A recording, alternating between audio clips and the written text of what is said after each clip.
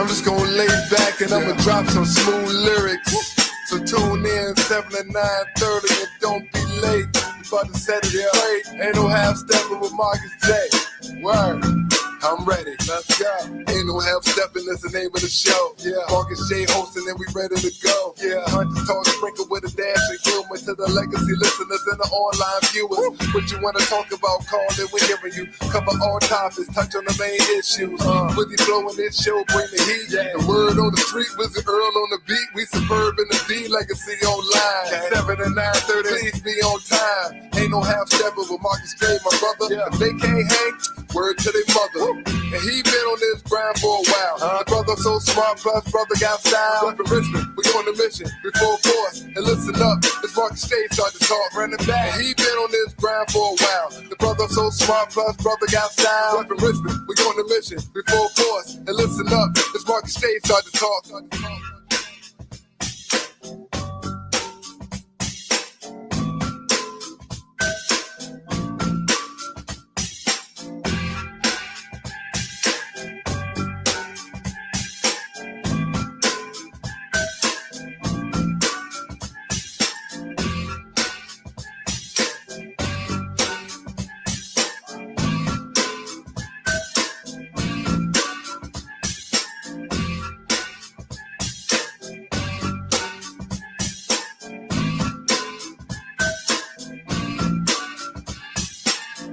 Steppin', that's the name of the show. Yeah, Marcus J hosting and we ready to go. Yeah, Hunters talk sprinkle with a dash of humor to the legacy listeners and the online viewers. What you wanna talk about, call it, we're hearing you. Cover all topics, touch on the main issues.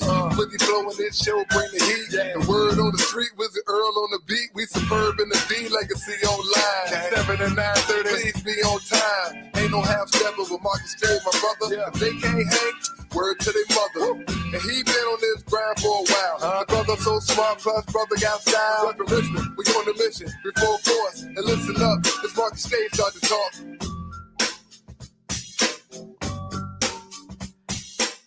All right, y'all. They know how to step on Marcus J. We live from New Den of Legacy Internet Radio.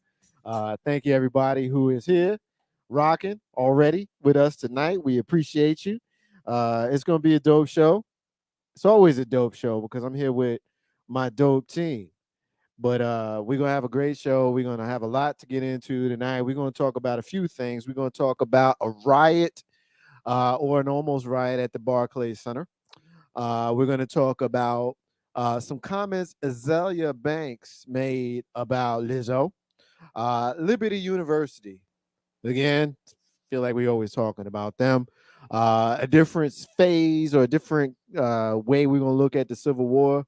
And Russell Brand had a video that we definitely need to kind of break down a little bit. We're not going to talk a whole lot about it, but enough to get into a discussion. So we got a lot to get into, and we're going to get into it with you. The Legacy Internet Radio flagship show, Ain't No Half Stepping with Marcus J, is live right now.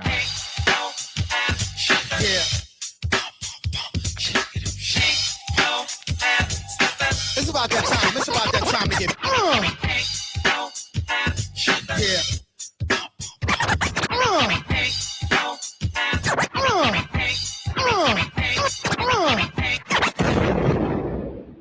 Button your lip, open your ears, strap on your thinking cap.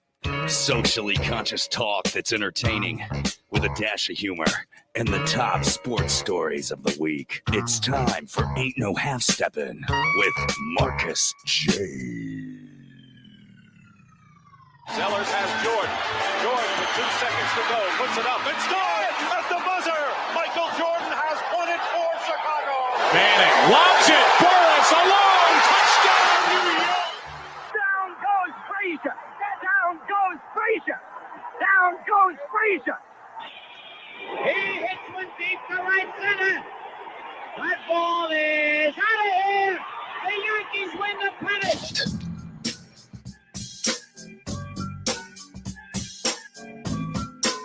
Ain't No Half Step with Marcus J is live. We in the building. Be down with us tonight at 804-402-2730. 2893. Be a part of the flagship show heard live from New Den of Legacy and Radio. Thank you to everybody who's rocking with us tonight. We appreciate those folks who are already in right now. I can see them on the computers over here. So when y'all be seeing me looking over there and not actually at you at the camera, like I'm looking at the screen, and I can see the folks already checking us out on legacyinternetradio.com and on Facebook Live, YouTube Live. And thank you to those folks already checking in. And, shout out to those folks who will be checking in periodically throughout tonight's show, and to those folks who will be checking us out in our archives later on. It's y'all, man. That's why we do this. Y'all rock with us. We roll with y'all. 804-402-2893 is the number to dial to be a part of the flagship show. And this is the part where we go around the room. We get the usual suspects in. I'm happy. I'm honored because I get to hang out with them for a couple hours every Monday night. That's an honor for me. And first up is my brother John, and it's my man, yo. I rocks with him. What's up, John? What is going on, my brother? How you doing today? Today I'm well. Yeah, I'm well. you feel good. Well, I don't know. I gotta ask somebody who touched me. well, there's that. Yeah, he made it weird right out the gate, didn't he? yeah, man. Hey, look, this is the rare night, listeners and team, that I already feel good. Like I'm already like in a really good mood.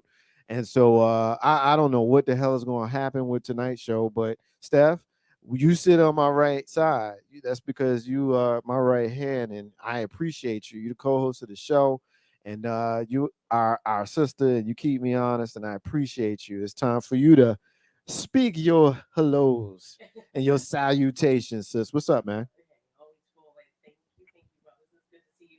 Yeah. I am looking forward to some vigorous debate. I'm gonna say this. Yeah. I think I told you one time, if I don't wear a bow, it's because I know. I told you before that if I don't wear a bow, it's because I know I'm gonna act up. Like when I'm out in them streets and I don't want nobody to notice me. Yeah. I'm gonna change up the unit. Yeah. And get rid of the bow. Well, I'll be there. So here I am tonight, bowless. Yeah. Well. Don't play with me, John. Don't play with me. With her. Don't do it, John. John, don't do it. See, John, no, don't. See, I'm practicing. I'm there. Just to make sure that when it's time, you can just it's on. You can just grab it. It's just you know what I mean. And then through all of that, as I'm getting ready to be in vigorous debate with my brother John over here. Yeah. Somebody gave me a sexy namaste, and I don't know what to do with it. Well, that would be me. Yeah. So for the record. That's the type. This is a brother that these two brothers never flirt with me. Yeah. So we sitting here and we chilling and we talking and prepping. And brother Mark, it's your own fault though. You know why it's your fault? Because she be starting. Because no, that ain't why. It is not her reason. Her fault, John. It's her fault. You know why it's her fault? Because she came in here looking good. That's what I mean. You know what I mean? Starting. And she got the leopard print on. Wait a minute. What I'm supposed to do? We didn't even talk about last week with the halfway mini on. Yeah. Thank you, brother. Come on. And we notice it. We don't be mentioning those. This is it. This is how gentlemen do. Thank you, brother. I'm sorry. Good for a girl's ego, heart, and all the other hold parts. it together and everything, but with the leopard print, I was just like, oh Lord. So that's why I got a sexy namaste. And that's why she got on leopard print. Y'all can see her, right? And when she came in, I said, namaste. But you had a hand motion. Yeah. Shout out to our sister Michelle, Mama Michelle's. Hey. She's saying, hey, she's checking in. She's saying peace. That's my girl. Yeah. Peace and love to you, sis. Thank you for rocking with us and being a part of tonight's discussion. I think we have gotten ourselves thoroughly introduced into the show. It's not true, guys. Yeah, right. Steph, you ready to rock? I am. I appreciate John, you ready to roll? Let's get it. All right. So this is what we're gonna start off with, right? Steph, we're gonna have to get it out of the way early because you know how he do, right? You know how he do. So we're gonna get it in early. Yeah. We're gonna start.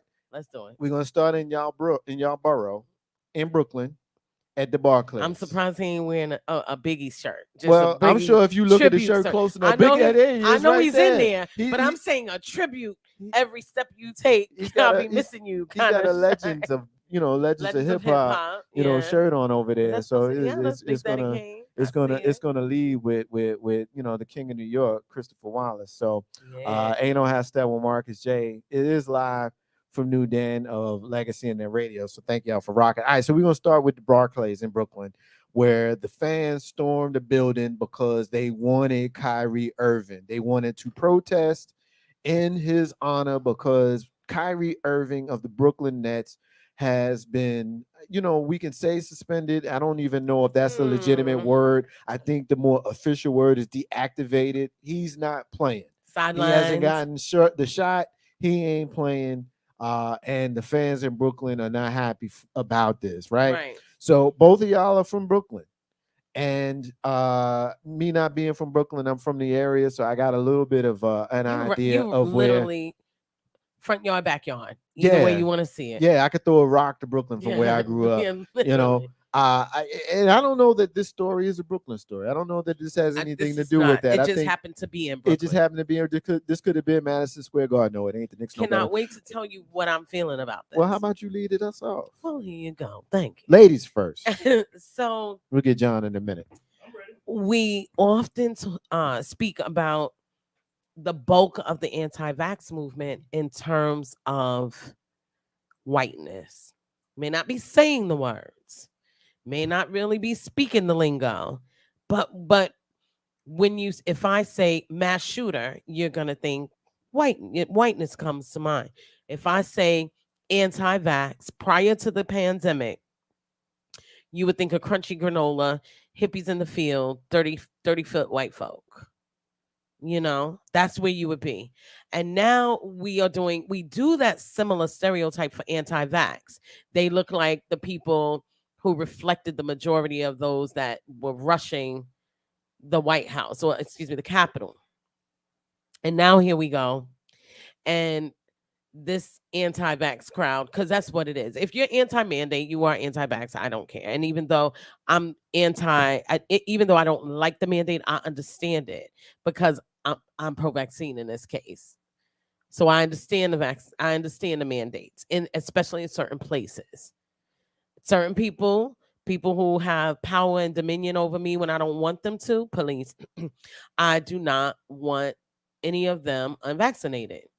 You're breathing on me, you're in my face. If I say get out of my face, I'm in trouble. I don't want them vaccinated. So that's what I think about the mandate. But in this case, we saw a crowd of people outside the Barclays that look like all the shades that are reflected in this room, wearing BLM t-shirts. So, I just can't stand BLM from the perspective of they just let their brand sit out there and be bastardized over and over again. You said you care about it so much, but you didn't license it and make sure that it was protected. If it was so important, you would have done that, but you didn't. So you got people out there with BLM shirts, look like all of us, protesting for a flat earther guy. Yes, Kyrie, flat earther. Protesting for a flat earther guy who has tons of money, could care less about you, is choosing not to work. If I choose not to work, I mean, they look sillier than the people who are protesting at the Capitol from the perspective of President of the United States impacts us all. And if David Duke won and Obama was the challenger, we might want to go ahead and rush the gates too. That's how they believed it. This was their Obama moment. We might rush the gates too. Looking at that's the best they could do. But I'm just saying, if we if we're taking out all the little caveats and variables, I'm just saying, if we want to be the revolutionaries we swear we would be if I had been a slave, blah, blah, blah, blah, blah, then yeah, we would be rushing the gates. But we're not those revolutionaries, truth be told. So here you are. To me, you look silly standing outside of the Barclays like Kyrie coming back, and I'm wrongly placing the emphasis on his name because I want to. Coming back to work is going to help or hurt you. It's a sport. It's not going to help or hurt you. And you're not even really making a statement, in my opinion. even if Kyrie comes out and says, yes, thank you, all you people, I'm gonna give $1,000 to anybody who was out there, and also I'm gonna bail out anybody who got arrested. Then okay. But I just don't think that this is an opportunity. I think this was more about the fact that a lot of us are more anti-vax than we think, and this is less about Kyrie. And if it was anything about Kyrie, you look silly. That's it for me. You look silly. What about you, John? We're gonna speak. I don't hear you. We're gonna speak a little later on about kind of what my opinion is on this, and it's overall sadness. I'm just saddened by all of it because what it comes down to is everybody's wrong, right? There are no heroes in this story to me, none but demons and evil people on every side of it, because all they're doing is exploiting the sickness and death of other people to promote their agenda and to hide other things that's going on. Nobody involved who has had a word to say on television. But hold on. Wait, let me finish, please. What about the people at the Barclays? Are you gonna address that? I just said everybody. I'm gonna address that, but I'm getting to my point. The reason that those people at the Barclays are at the Barclays it's not them at the Barclays because they had an original idea. It's them at the Barclays because everybody involved with this thing has an underlying evil agenda that they're pushing at the expense of the life and suffering of people. And it's wrong, right? Everybody, from Fauci to whoever, from whoever's on the alt-right, from Q to whoever, all of them have been lying to people. They've been pushing their own agenda, and all of them making money off of death and suffering. When all they ever needed to do was treat this thing like the sickness and it is, and be responsible, and nothing but real information without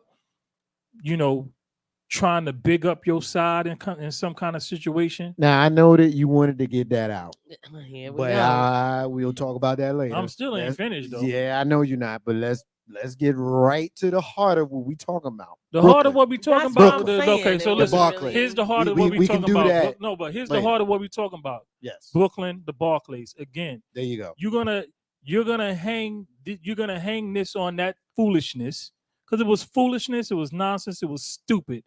It was less than juvenile, right? What those couple of hundred people did, right? They stupid.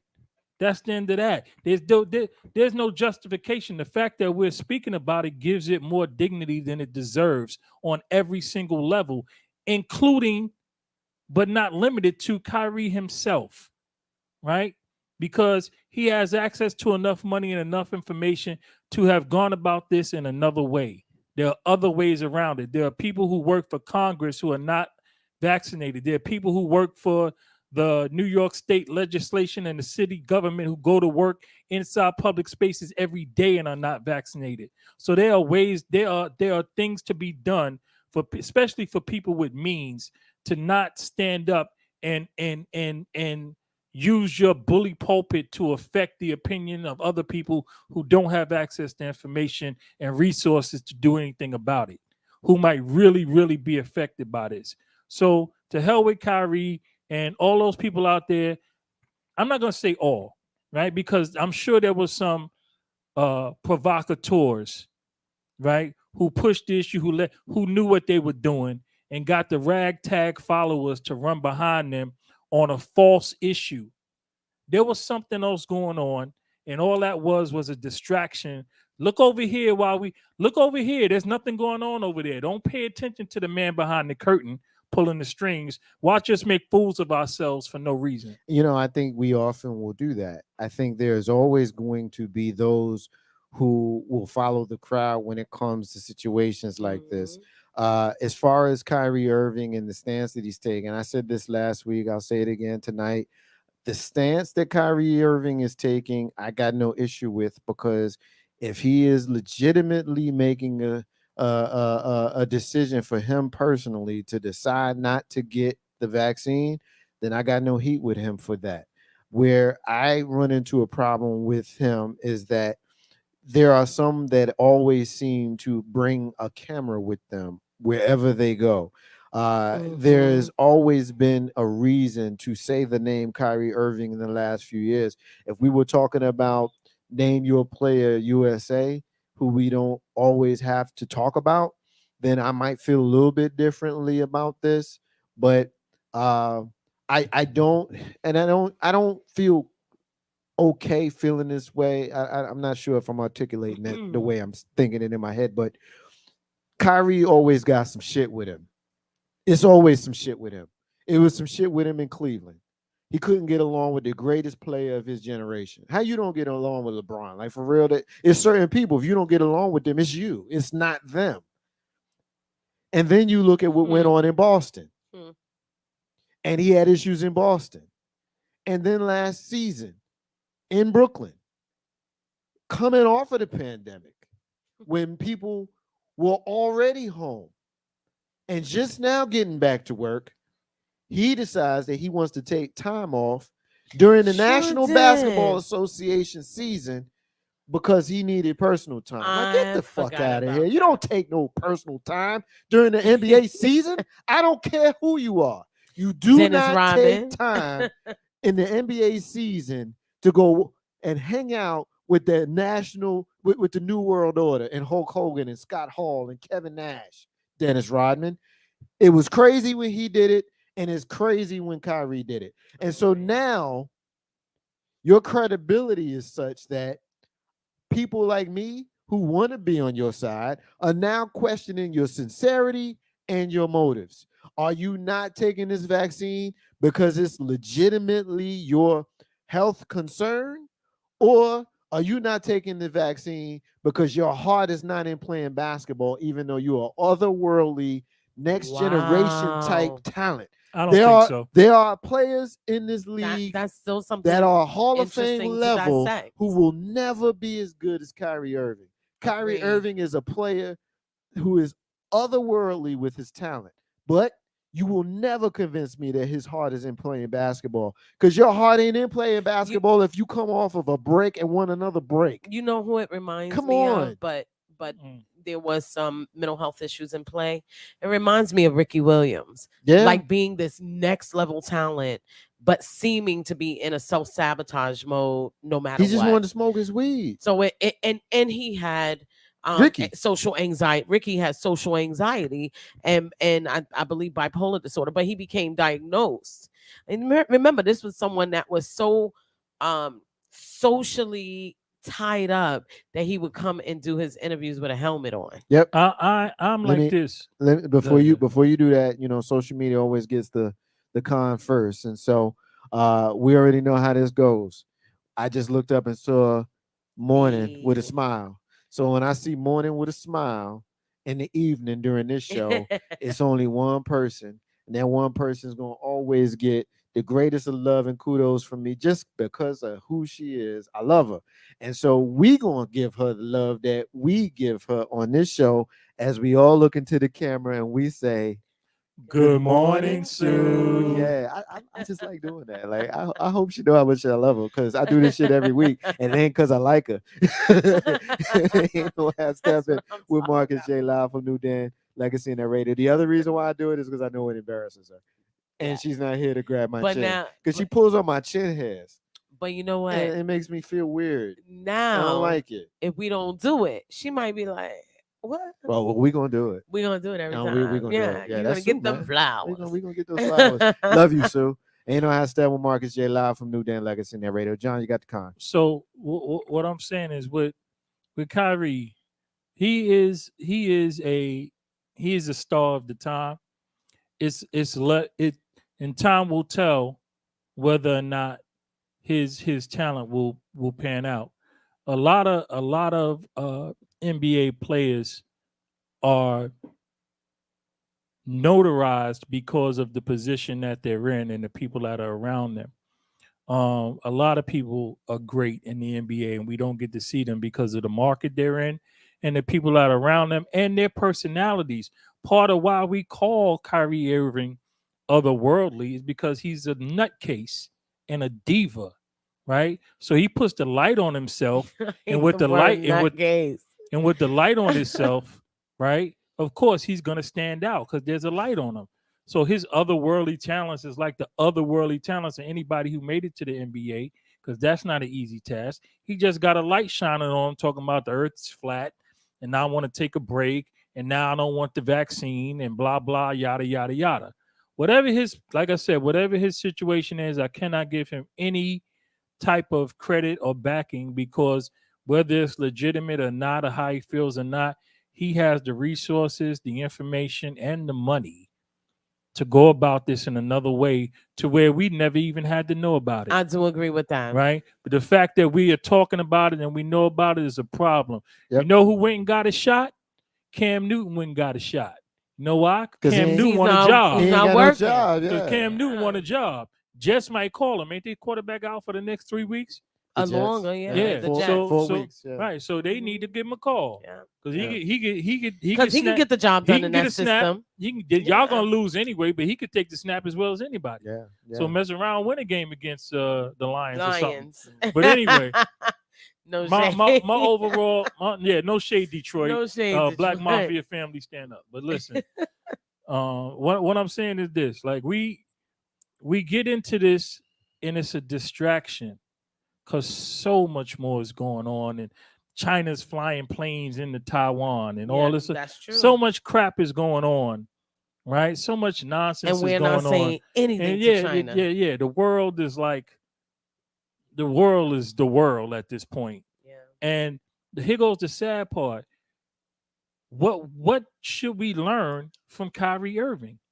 And in my opinion, what we should learn from Kyrie Irving is we got a problem in this country, because most of the people his age and around his age think like he does. I do not disagree with you on that. Not at all. There is an absence of integrity, honor, and responsibility in that generation. They feel like their actions bear no consequence. And even still, they don't feel like they have a need to make amends. Man, I hate this. You know what I hate right now? Yeah, I know. What? I told you we ain't arguing tonight. I already told you that. I looked at the- hate look, that John is saying. I looked at things the I'm subject agreeing matter. to. I looked at the subject matter. Yeah. We not at odds But about that. I want to say this. I agree with you. I need to say it out loud. I agree with you because, and it's important for me to say it because I can be sensitive to the shortcomings of Gen Z and millennials, because I'm a parent who was raising my children while I was so young. So when you're 19 and then just turned 21 and you have 2 children, you're growing with them. You're developing your thought process. And now, as someone who's living within the emotional, behavioral, and mental health spectrum that I'm supposed to be on at this stage of my life, and certainly I would think the intellect that I'm supposed to have, I can look at that generation and say, the reason we've gotten to a point of where we're in a no judgment zone is because they don't like accountability. And because no one wants to be the one to hold people accountable, because then you're going to be the bad guy. Look, I'm the bad guy. Say hello to the bad. Say hello to the bad guy. But look, I just want to say, I'm seeing that more and more, in the sense of, as someone who works actively with entrepreneurs in a coaching and strategy way, I cannot tell you, I have clients who would be considered generationally baby boomers. And we can have varying opinions. They hire a consultant so they understand the contrary points, or where they're right on in line with what the norms are. They want to hear things from outside of their bubble. Absolutely. Because they know that nobody has a full command of everything in the English language, right? But every single time I have a consulting opportunity or a new gig with someone that would be classified as a millennial, every critique is personal. I almost have to reset them. I might say, you're not ready to invest in X because of Y, and I understand that. And they will respond like this. Well, I don't want you to say I don't know how to manage my business because I ain't say that now. And it's like that's not what I said. And your insecurity is making you hear something that's not going to help you and miss something that will. You don't know how much money I got. Right. Or because you can't afford what I do right now, you're immediately in fight mode instead of when I can, I really want to connect with you. Because adults are capable of saying, hey, right now, that's not for me. And I'm comfortable saying it's not for me, even if I don't explain why, because that's what grown folk can do. And I, as a consultant, would be like, understood. Here's my card. Call me when you're ready. A lot of times with younger folk, I'm so used to taking public beatings on social media that when you give me your private opinion of me, I'm going to react like you told everybody. So even still, I'll say, first thing I want to say is we're not talking about all of y'all. Let me get If it. I have to say not Because- all of you, No, just like no, if you I have to got- say you not got- all let- men, You then got you know should why you have tune to? out. You know why you have to? Because of what you said Let a me minute ago. let me get a couple Because of they take everything personally. Yes. let me get some Not love talking in about for, all of y'all. let me get some love in point. and then y'all can continue. All right. So our sister Unique is checking in. She's giving us the clapping hands. That's her Thank you, way of sis. letting Thank us you, sis. know that she's here with us. So peace to you. Peace. Thank you, sis. And please, y'all tell your friends. Yes, like and share. Please like and share. Michelle says, I know, right, Steph? Accountability makes you want to throw your hands up. And in my corny way, co-signing that, I just want to say, makes me want to holler. So You co-signed it I don't know on why that I one. did that. So I don't know why Now I did you that. sing it to Michelle. You really in flirt Makes me mode. want to holler. Yeah. All and right so, now.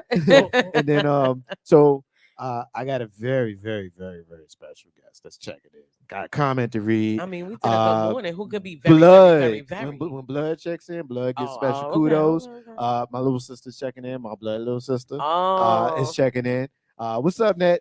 Give my babies hugs and kisses from Unc. I Yeah. saw the beautiful tribute you made for her, and you said some things on her about her on air. My a week or baby so sister ago. is everything, man. I remember the night she was born, and I know it embarrasses. I don't care. I remember the night she was born, and she was the prettiest, chocolatest Afro baby I'd ever seen in my life to this day. Listen, To this day, come on, sis. Don't something years ago. If Because I I'm was not her, sure I'd be she's taking throwback selfie photos with an afro and lip gloss. So be like, I still posted cute. a picture today of 5 years ago today, 6 years ago today was the last day I was in the house that we grew up in. And so we took a picture, she and I, outside of the house when I was probably 8 and she was Oh my probably goodness. 3. And there's a picture of it. And we're holding that picture as we stand in that same spot in the same posture 6 years ago in the last day. That's And I posted that picture just today. So, crazy. this is one of the cool things about having a show. You can give Yeah, you love to can the do folks those that things. you love, That's right? right. Yeah. All right. Yes. So now, and she says, "Aw." Never did read her comment as I'm giving her love. Yeah, read her Let me comment. read her comment. All right. So she says, "How about we?" Oh, okay. How about we stop bullying people over the vaccine? Kyrie is aware of the consequences to not taking it. He made his choice. I'll comment on that. Then I'll give John back the con Okay. because he had it. Okay. I agree with you, Net. We've had this conversation. I don't like Kyrie Irving. I've been very clear about that, but I'm with him on this point. The only thing that I will say about it is take your medicine because they're going to come for you. And so as long as you're willing to do that, which is what he appears to be doing, which makes it easier because they're paying him for half his salary, not the salary in New York. Right. And the 2 games with the Knicks, With the the Knicks. 41 for them and the 2 with the Knicks. That's 43 games he ain't going to get paid for. He's going to get paid for the rest. Right. And so it's easier to be with, take your stand, bruh. But when hold you on, know and- you get paid. And I check want to this say out. this. When you calculate that with the taxes, he ain't losing that much. No, that I agree and with. he knows what he know. There, we He's may a not drama agree queen. with his strategy, He's a drama queen. but he's doing it. And I will I don't say like the this dude. about what Baby Sis said. I agree with her. I don't think that it's our positioning or place to come for his neck. I just think that you look silly standing out in front of the Barclays ready to fight over the or over a over- millionaire so that you can end up in Rikers where holding is bail only and the thing is, on John, some silliness. those people ain't out there because they think they supporting Steph. I would be willing to bet that most of them are out there because their favorite player is not playing and their team ain't gonna be great. That's don't what even I That's think. what I No, thought no, it no, was. That's no, what no, I no. think. Let me say Kyrie this. play so we can hold on, win. hold on. Let me say this. John, so you got it, John. For You two got it. things. You got First it. thing, I think the majority of them people don't even watch basketball. I think they was Is out it- there to be out there. Essentially, And what I just think, said. and Yep. I think Yep. that there was some leaders in there who had a whole nother agenda. But aside from that, the other day, and it's funny, your little sister posting that. The other day, I posted something on Facebook. It was a scene from The Wire where this kid is about 7 or 8, is talking to this kid about 14, 15. He wakes him up and he asks him to help him with a math problem. It's a word problem.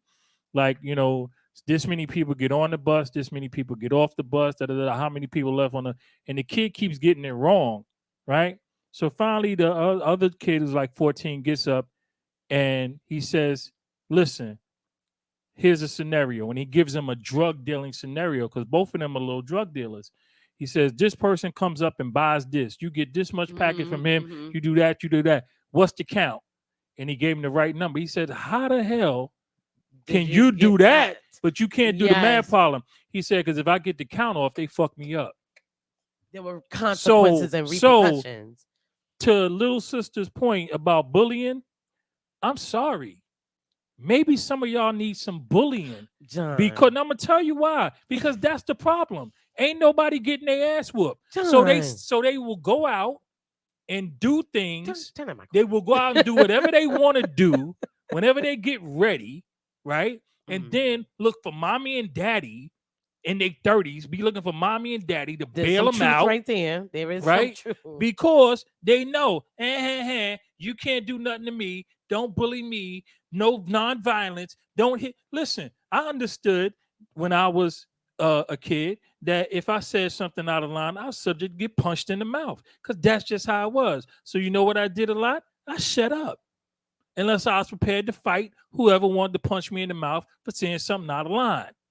But see, now everything that you say is online, so can't nobody get to you. So the worst that can happen is somebody can say something to hurt your feelings. And now you feel bad because somebody hurt your feelings. That's the problem. And this is why they feel like they don't have to fix anything that they broke. This is why they feel that they can do whatever they want to do, like go stand in front of the Barclays and get these security guards who normally get paid to do nothing all day, something to do, messing up their easy job, to mess with y'all about some foolishness that none of y'all know anything about, which makes it all worse.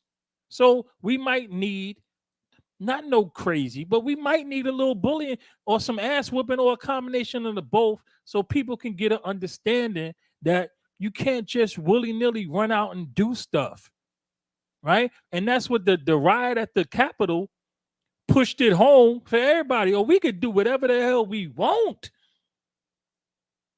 Only one white woman got shot. We could do whatever we want. And the sad part about it is some black people was watching that. And that's why they tried it at the Barclays, right? That's a good try. Because y'all go ahead and try that at the Congress. Or even try that City Hall. All y'all getting shot. Some of y'all getting shot twice. So you go ahead and think that you could do whatever you want to do. And it's all good. You're going to find out the hard way. That's all I got to say about that. Well, and I do want to say one thing to that.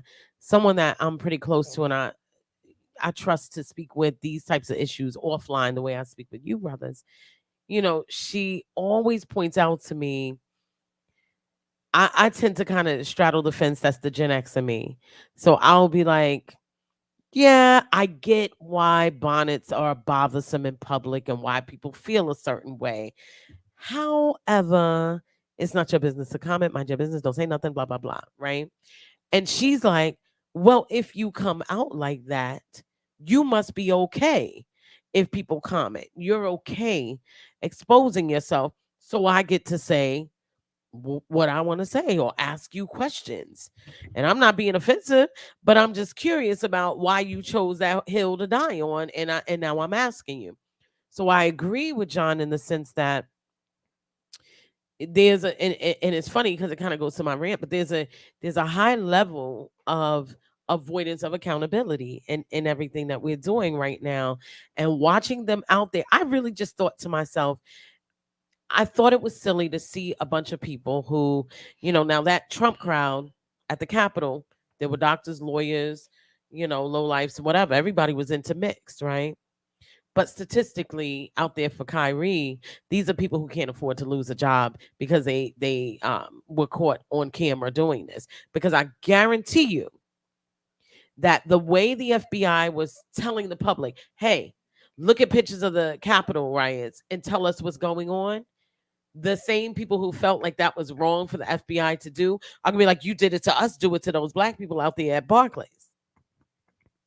And so now that gets done, New York is a cash bail state. Yeah. So you ran out there and you're going to end up, unfortunately, being browdered and sitting in Rikers because you live paycheck to paycheck and can't pay your bail out of Rikers, one of the filthiest, most dirty institutions in America, because you wanted to not really take a stand on Kyrie, but you wanted an opportunity to show your ass. Yeah.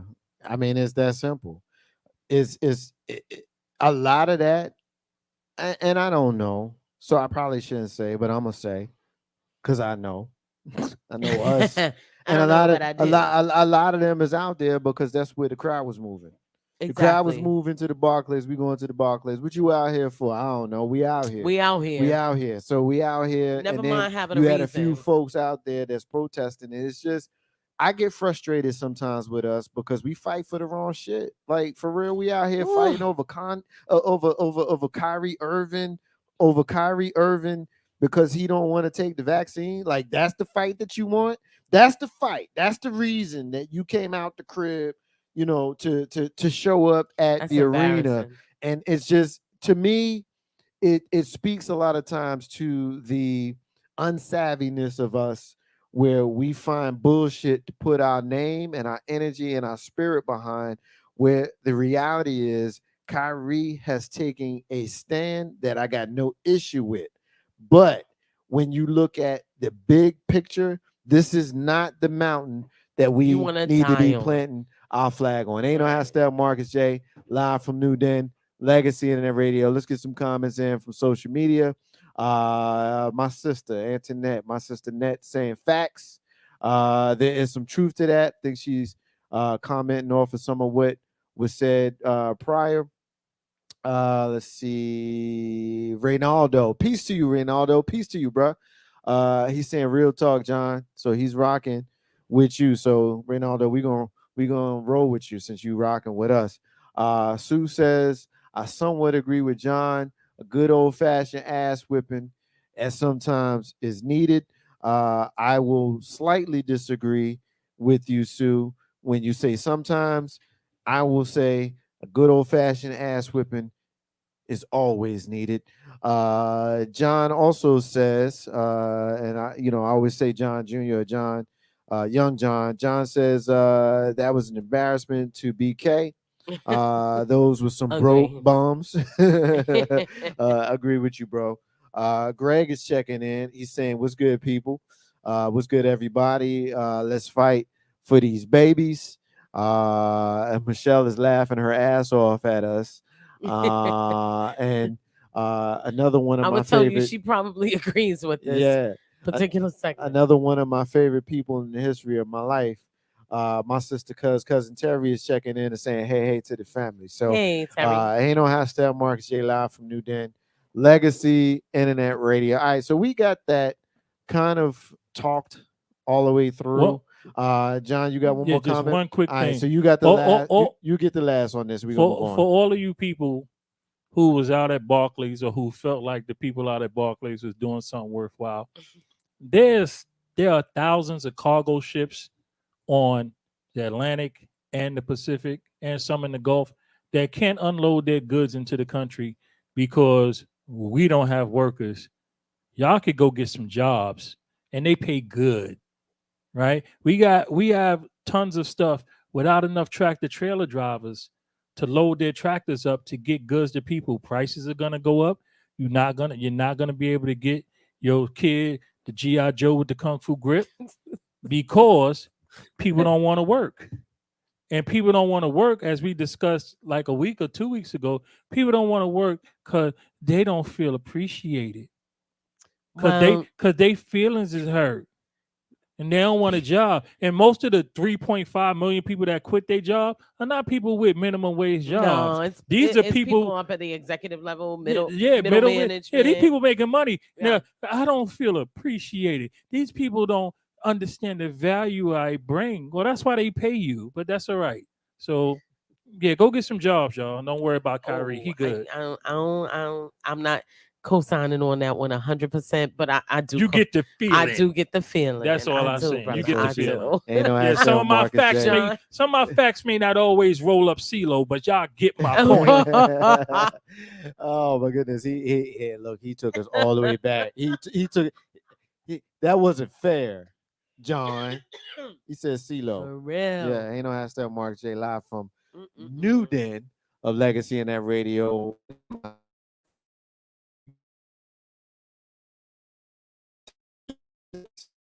You know,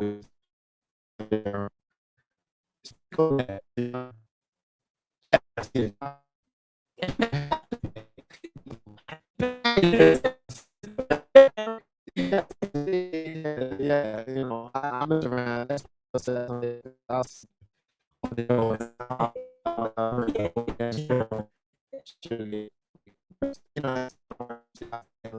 right, so let's move on. Or as the old school song would say, "Let us move on." Yeah, really dating. Oh yeah, I am. All right, so love's gonna get you. All right, Azalea Banks, Lizzo. Have mercy. I got this very comment. little say on that. So give me a second. No. Let me. Take it quickly, but all right, well, do what you got to do. But we're gonna talk about this. Me and Steph, we're gonna talk about this because in the interest, you won't. In the interest of full disclosure, Steph, I'm gonna tell the listeners how I reacted today. All right. So here's the deal. Before I read the story, I read the story and I reached out to our sister because I wanted to know if I have a blind spot. Because I know that as a man, as a black man in particular, I come to this world and this life with natural chauvinisms that I know in 2021 are not productive to my life. They're not productive to how I want to move. They're not productive to how I want to participate in this world with our sisters. And because I trust her and I love her, I said, yo, is it me? This is what I'm going to use as the setup before I read to you what Azalea Banks said about Lizzo. Here we go. Azalea Banks. Who's in Lizzo's PR team? Keep telling her to put the focus on the fact that she's overweight instead of focusing on the fact that she has a working knowledge of music theory. Quote, an extremely underrated and valuable part of musicianship, unquote. I don't think Lizzo understands how much we literally don't care that she's fat. Plenty of fat singers in the world not reminding us that they're fat. And we really don't get it. Jill Scott never had to do this. We are waiting for her. This is the end of Azalea Banks' quote. Now, as I'm reading that, and I sent it to Steph, and I said, do I got a blind spot here? Because I agree with Azalea Banks. Every word she said. I'm like this. The older I get, the more I like plus size women. Now, I'm a man. I just like women. Like, you just got to have the estrogen and the whole woman thing and it just be a girl. And babies, old ladies, I just like feminine energy. I just keep it funky on that. I just do. The older I get, the more I like big girls, y'all. I do. I don't know what's going on. I like big girls. So big girls, Marcus J loves you. But Lizzo, I got issues with, because Lizzo consistently reminds us that she's a big girl. And not only does she consistently remind us that she's a big girl, she has to put her titties and her ass in her face every time we fucking see her. I'm tired of that. I just am. So I wasn't quite as explicit when I reached out to Steph earlier. Not at all. And I said, I'm like, what? help me with my blind spot here, because I want to love her, but she doing a lot. Like she's doing a lot. And I agree with Azalea Banks. And I wanted to be explicit and make my point, because I know I'm not the only one in dude form. I kind of suspect it's probably a few sisters that agree with me, because Azalea Banks said it. Now, I don't have no idea who Azalea Banks is. It's the first time I even heard her name. What? When I saw this, I just don't. I don't know who she is. I'm sure there are plenty of people who know who she is. She's probably dope in her life. Azalea Banks, peace to you. And peace to Lizzo, too. Please stop showing me your ass. But peace to you, too. Steph, talk me off this ledge, because I feel like Azalea is my spirit animal with this quote. So I did not see the quote originally until you sent it to me. And I was like, I honestly was like, is this an old quote? And the reason I say that is because Azalea is the Boosie of Black women rappers. And did I just co-sign Boosie? No, in the sense that I hope I didn't just co-sign no, Boosie. you didn't. Okay. In the sense that if there is something problematic to be said, it will be said by Azalea, and some of that comes from, all of her own issues. So I do not think that I sometimes am of the mind of it's okay to shut up and mind your business. I'm of that mind. And the reason I say that about Azalea is that it's constant. She'll come for anybody. And a lot of that is her own pain at being dismissed by the industry. She was a dark-skinned girl before being a beautiful dark-skinned girl was okay with this industry. Like, she's a little ahead of her time. Her music's a bit avant-garde. It's not necessarily, it's electronica, it's rap, it's all kinds of things. And she has a cult following, and she's talented. But some of her bitterness of the treatment that she's gotten by the industry, for instance, T.I. co-signing Iggy Azalea, the Australian rapper who is mimicking blackness, over Azalea Banks. That's been something that's been consistently problematic. Azalea and Iggy had their dust up, and most of the Black men who came into the conversation in the industry, they co-signed on Iggy. And so this young sister is hurt by an industry that she wants to be valued and capable. And she's done things. The irony is she's done things to her own body to be valued and perceived as wanted, but I don't think she would admit that. I think that, and so saying all of that, I think she would warrant just minding your business. Nobody pays you for A&R. As a matter of fact, people are barely paying you for music. And that's what you're supposed to be doing. That's what you're supposed to be doing. And you out here like you're somebody's A&R. And if you were A&R, and if you wanted to be helpful, and this is what I say to sisters all the time, if you want to be helpful, pull that sister aside. If you don't have the balls to pull her aside, what are you talking about it for? Or if you don't have enough access to pull her aside, you're not on her level. You're not on her level. You couldn't pick up the phone and call Lizzo, because in this very short period of time, Lizzo is relevant and you really are not. You're talented. This is the irony. Yes, Lizzo is a skilled musician. She's a flautist. She plays the flute. She understands classical music. She understands music theory. She can read and play by sight. So she absolutely is a next level musician. She's such a musician that she figured out a way to make okay singing talent entertaining. Lizzo is an entertainer, in my opinion, like Janet Jackson. There are people who are crooners and singers, and they could stand in one spot all night and hum into the mic, and you are transfixed. And then there are people that need a gimmick. They're talented enough that the industry can support what they're doing by adding a little flair. And that's what we get with Lizzo. And if we can accept Britney Spears, we can accept Lizzo. Period. I'll say that. Because let me get these comments in from social media, John, and then you got the con. I'm not talking about segment. Are you still going? Oh no, Yeah. I'm definitely gonna hand it back to you because I Okay, can tell. okay, But go okay. ahead. Okay. Let's get them because people don't like when their comments get read and we on the next topic. Yeah, exactly. Which is the right. reason why I always right, stop you're the right, you're conversation right. to do Yeah. that, because sometimes it'll take too long. And You're then next absolutely thing right. you know, I'll read a comment from 2 topics And we're ago. yeah. And then all right, so Steph, finish your point. No, Give me- go, Get the No, go comment. ahead, get we the go comment. back. Okay, Steph. okay.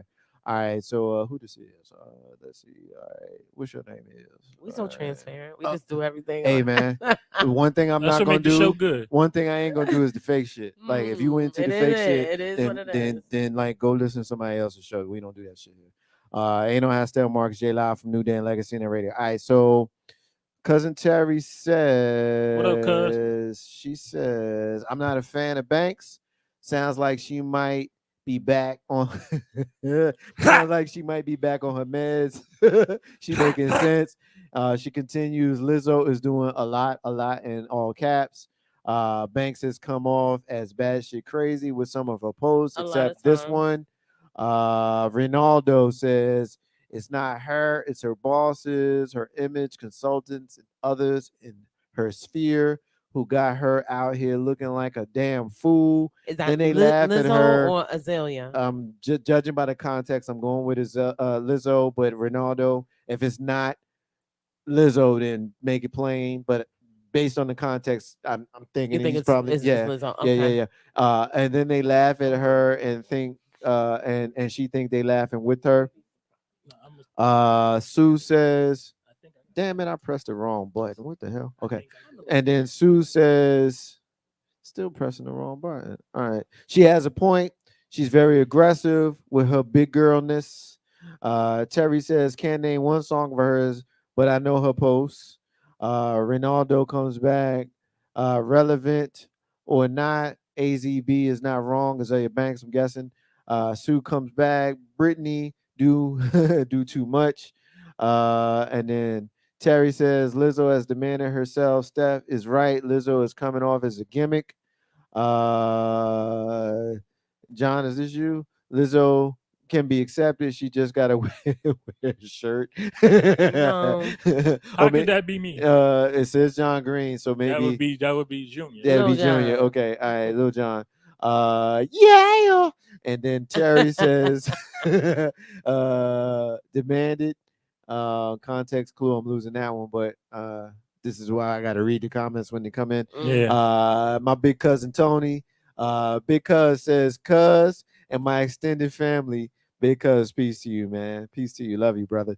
Ain't no hashtag Marcus J Live from New Dan Legacy and that Radio. John, it was it you that has the con next? We got to let Yes. Steph All right, finish Steph, up. you got to continue your point. So just to round it out, so that's what I think about Azalea in the sense of, and by the way, she also is plugging the pre-order of her new single, which is out Friday. So, she tends to pop up like that. It makes her look challenged, to say the least. My issue with Lizzo isn't about the fact that she has the audacity to show a curvy body naked. I could care less about that. I show mine. You know what I mean? And I'm here for every woman. The listeners are waiting to where to go to find those. Soldiers. The listeners can just keep moving past that comment. No, okay. So it's like, my issue is not that a curvy woman finds herself beautiful and worthy of demonstrating and showing. It's that we have an industry. We want to go off on this woman, but we have an industry that does this to every woman. Thin, not thin, it doesn't matter. It almost makes it bastardizes the opportunity to simply be talented and capable, because you end up in a position where this woman is doing what every other young woman is doing in the industry. I gotta be half naked. I gotta, it's what sells. It's selling sex. So if your point is about her body, and I do think that 90% of the people who comment on this and think that Lizzo should cover up really just hate fat bodies. I really do think that. They don't want to deal with it, but it's immediately offensive to them. It's too much skin because it's literally too much skin for you. Whereas when it's someone thin, if it was Tyra back in her heyday, it would have been perfectly fine because it didn't seem like more body than you were trained to believe is beautiful. Rubenesque bodies, do the homework, Google, classical art. Rubenesque bodies tend to turn people off. And that is why I come to Lizzo's defense, because you don't hate Lizzo because it's overbearing and it's done a lot, which I agree with. But if you feel that way, you should hate the industry, because I've seen more of Cardi B than I need to see. And I've seen more of Megan than I need to see. And back in the day, people would have said they saw more of Kim than they needed to see. But that's because the industry is run by men, and men will put women in positions that if they want to be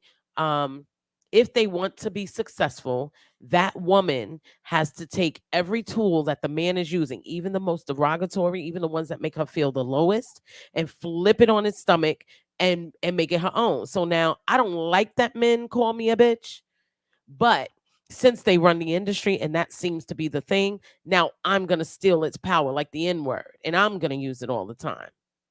I don't like that men have me out here, with my quarters on display. But now what I'm going to do is I'm going to do it in my videos. And while I'm doing it, I'm going to have my boot on some man's neck, because now I own it. They're just following the industry. But the fact of the matter is, I don't give people a lot of room to comment on Lizzo because you don't care about what the industry's been doing. You let R. Kelly rape people for years. You just don't like that Lizzo is fat. And that's that, period. Well, I'll say this. To each his own as far as what you like and don't like. There's somebody for everybody. And I will also say that from an idea of beauty and form is very subjective. However, it is psychological. It's psychologically been determined that symmetry is the highest point of determination of beauty, right? So some kind of even disbursement, right? So it doesn't matter how big or small someone is, it's about how it's dispersed. So, take that for what it's worth. So a fluffy plus sexy Coke bottle shape, okay. A fluffy Idaho potato shape. Oh. Okay, well, sorry. So an apple shape, not as attractive, therefore not as acceptable. Only if you are being very general. And again, I say this, it is subjective. It is to what an individual may find attractive. However, from a psychological standpoint, it has been determined through scientific study that symmetry is what people go to. I've heard that before. Right. I've heard that's why Halle Berry is considered most beautiful woman, so on and so forth. I've heard that. Right. But I think when we boil it but down it's subjective. But when we boil it down to the basics, not the science of it all, like people don't like fat bodies. But that's People only don't like it. But that's only because Cultural people conditioning. no people don't like themselves. And we talking about America. Most people are fat. Yeah. Right. And they don't like the fact that they fat. Most so people when are they see other medically fat obese. people, so when they see other fat people, they want to go in on them because they want Or to it's go like, in on themselves. at least my fat looks different or better Whatever. or shapely or I blah, ain't blah, blah. I ain't on TV with my fat. I keep my fat behind closed doors. Let me get some social media in here. Yeah, I want to finish up. John, that might have been the realest thing I I heard have you with say. Marcus J. Live from New Den Legacy in that radio. All right, so Terry says, "Speak, Steph." I think she's agreeing with you. Thank you. My sister Net says, "Yes, Steph. That's exactly what it is. Those judgments, damn it, computer. Those judgments, again, If she wants to be half naked, to each his own. It's a size thing. You talking the talk. I agree with your whole statement. Thank you, Terry sis. says we are missing the music in the industry. We are set in the visual and not the music. I am over Cardi and Meg. It's too much. Meg was given an entire Popeyes franchise after making a song regarding her WAP. What example does that set for our young girls coming up? I don't And know. then I'm she never says, big on and then that. she says, Terry, almost finished. Sorry, bro. Terry says, I am proud, Fluffy. I know you. No, you ain't. You ain't Fluffy. You regular size. Yes, And plus Sue, fluffy. and then Yes. Sue says, I am thick, with thick in all caps. Hey. Hey, girl. I love me Hey.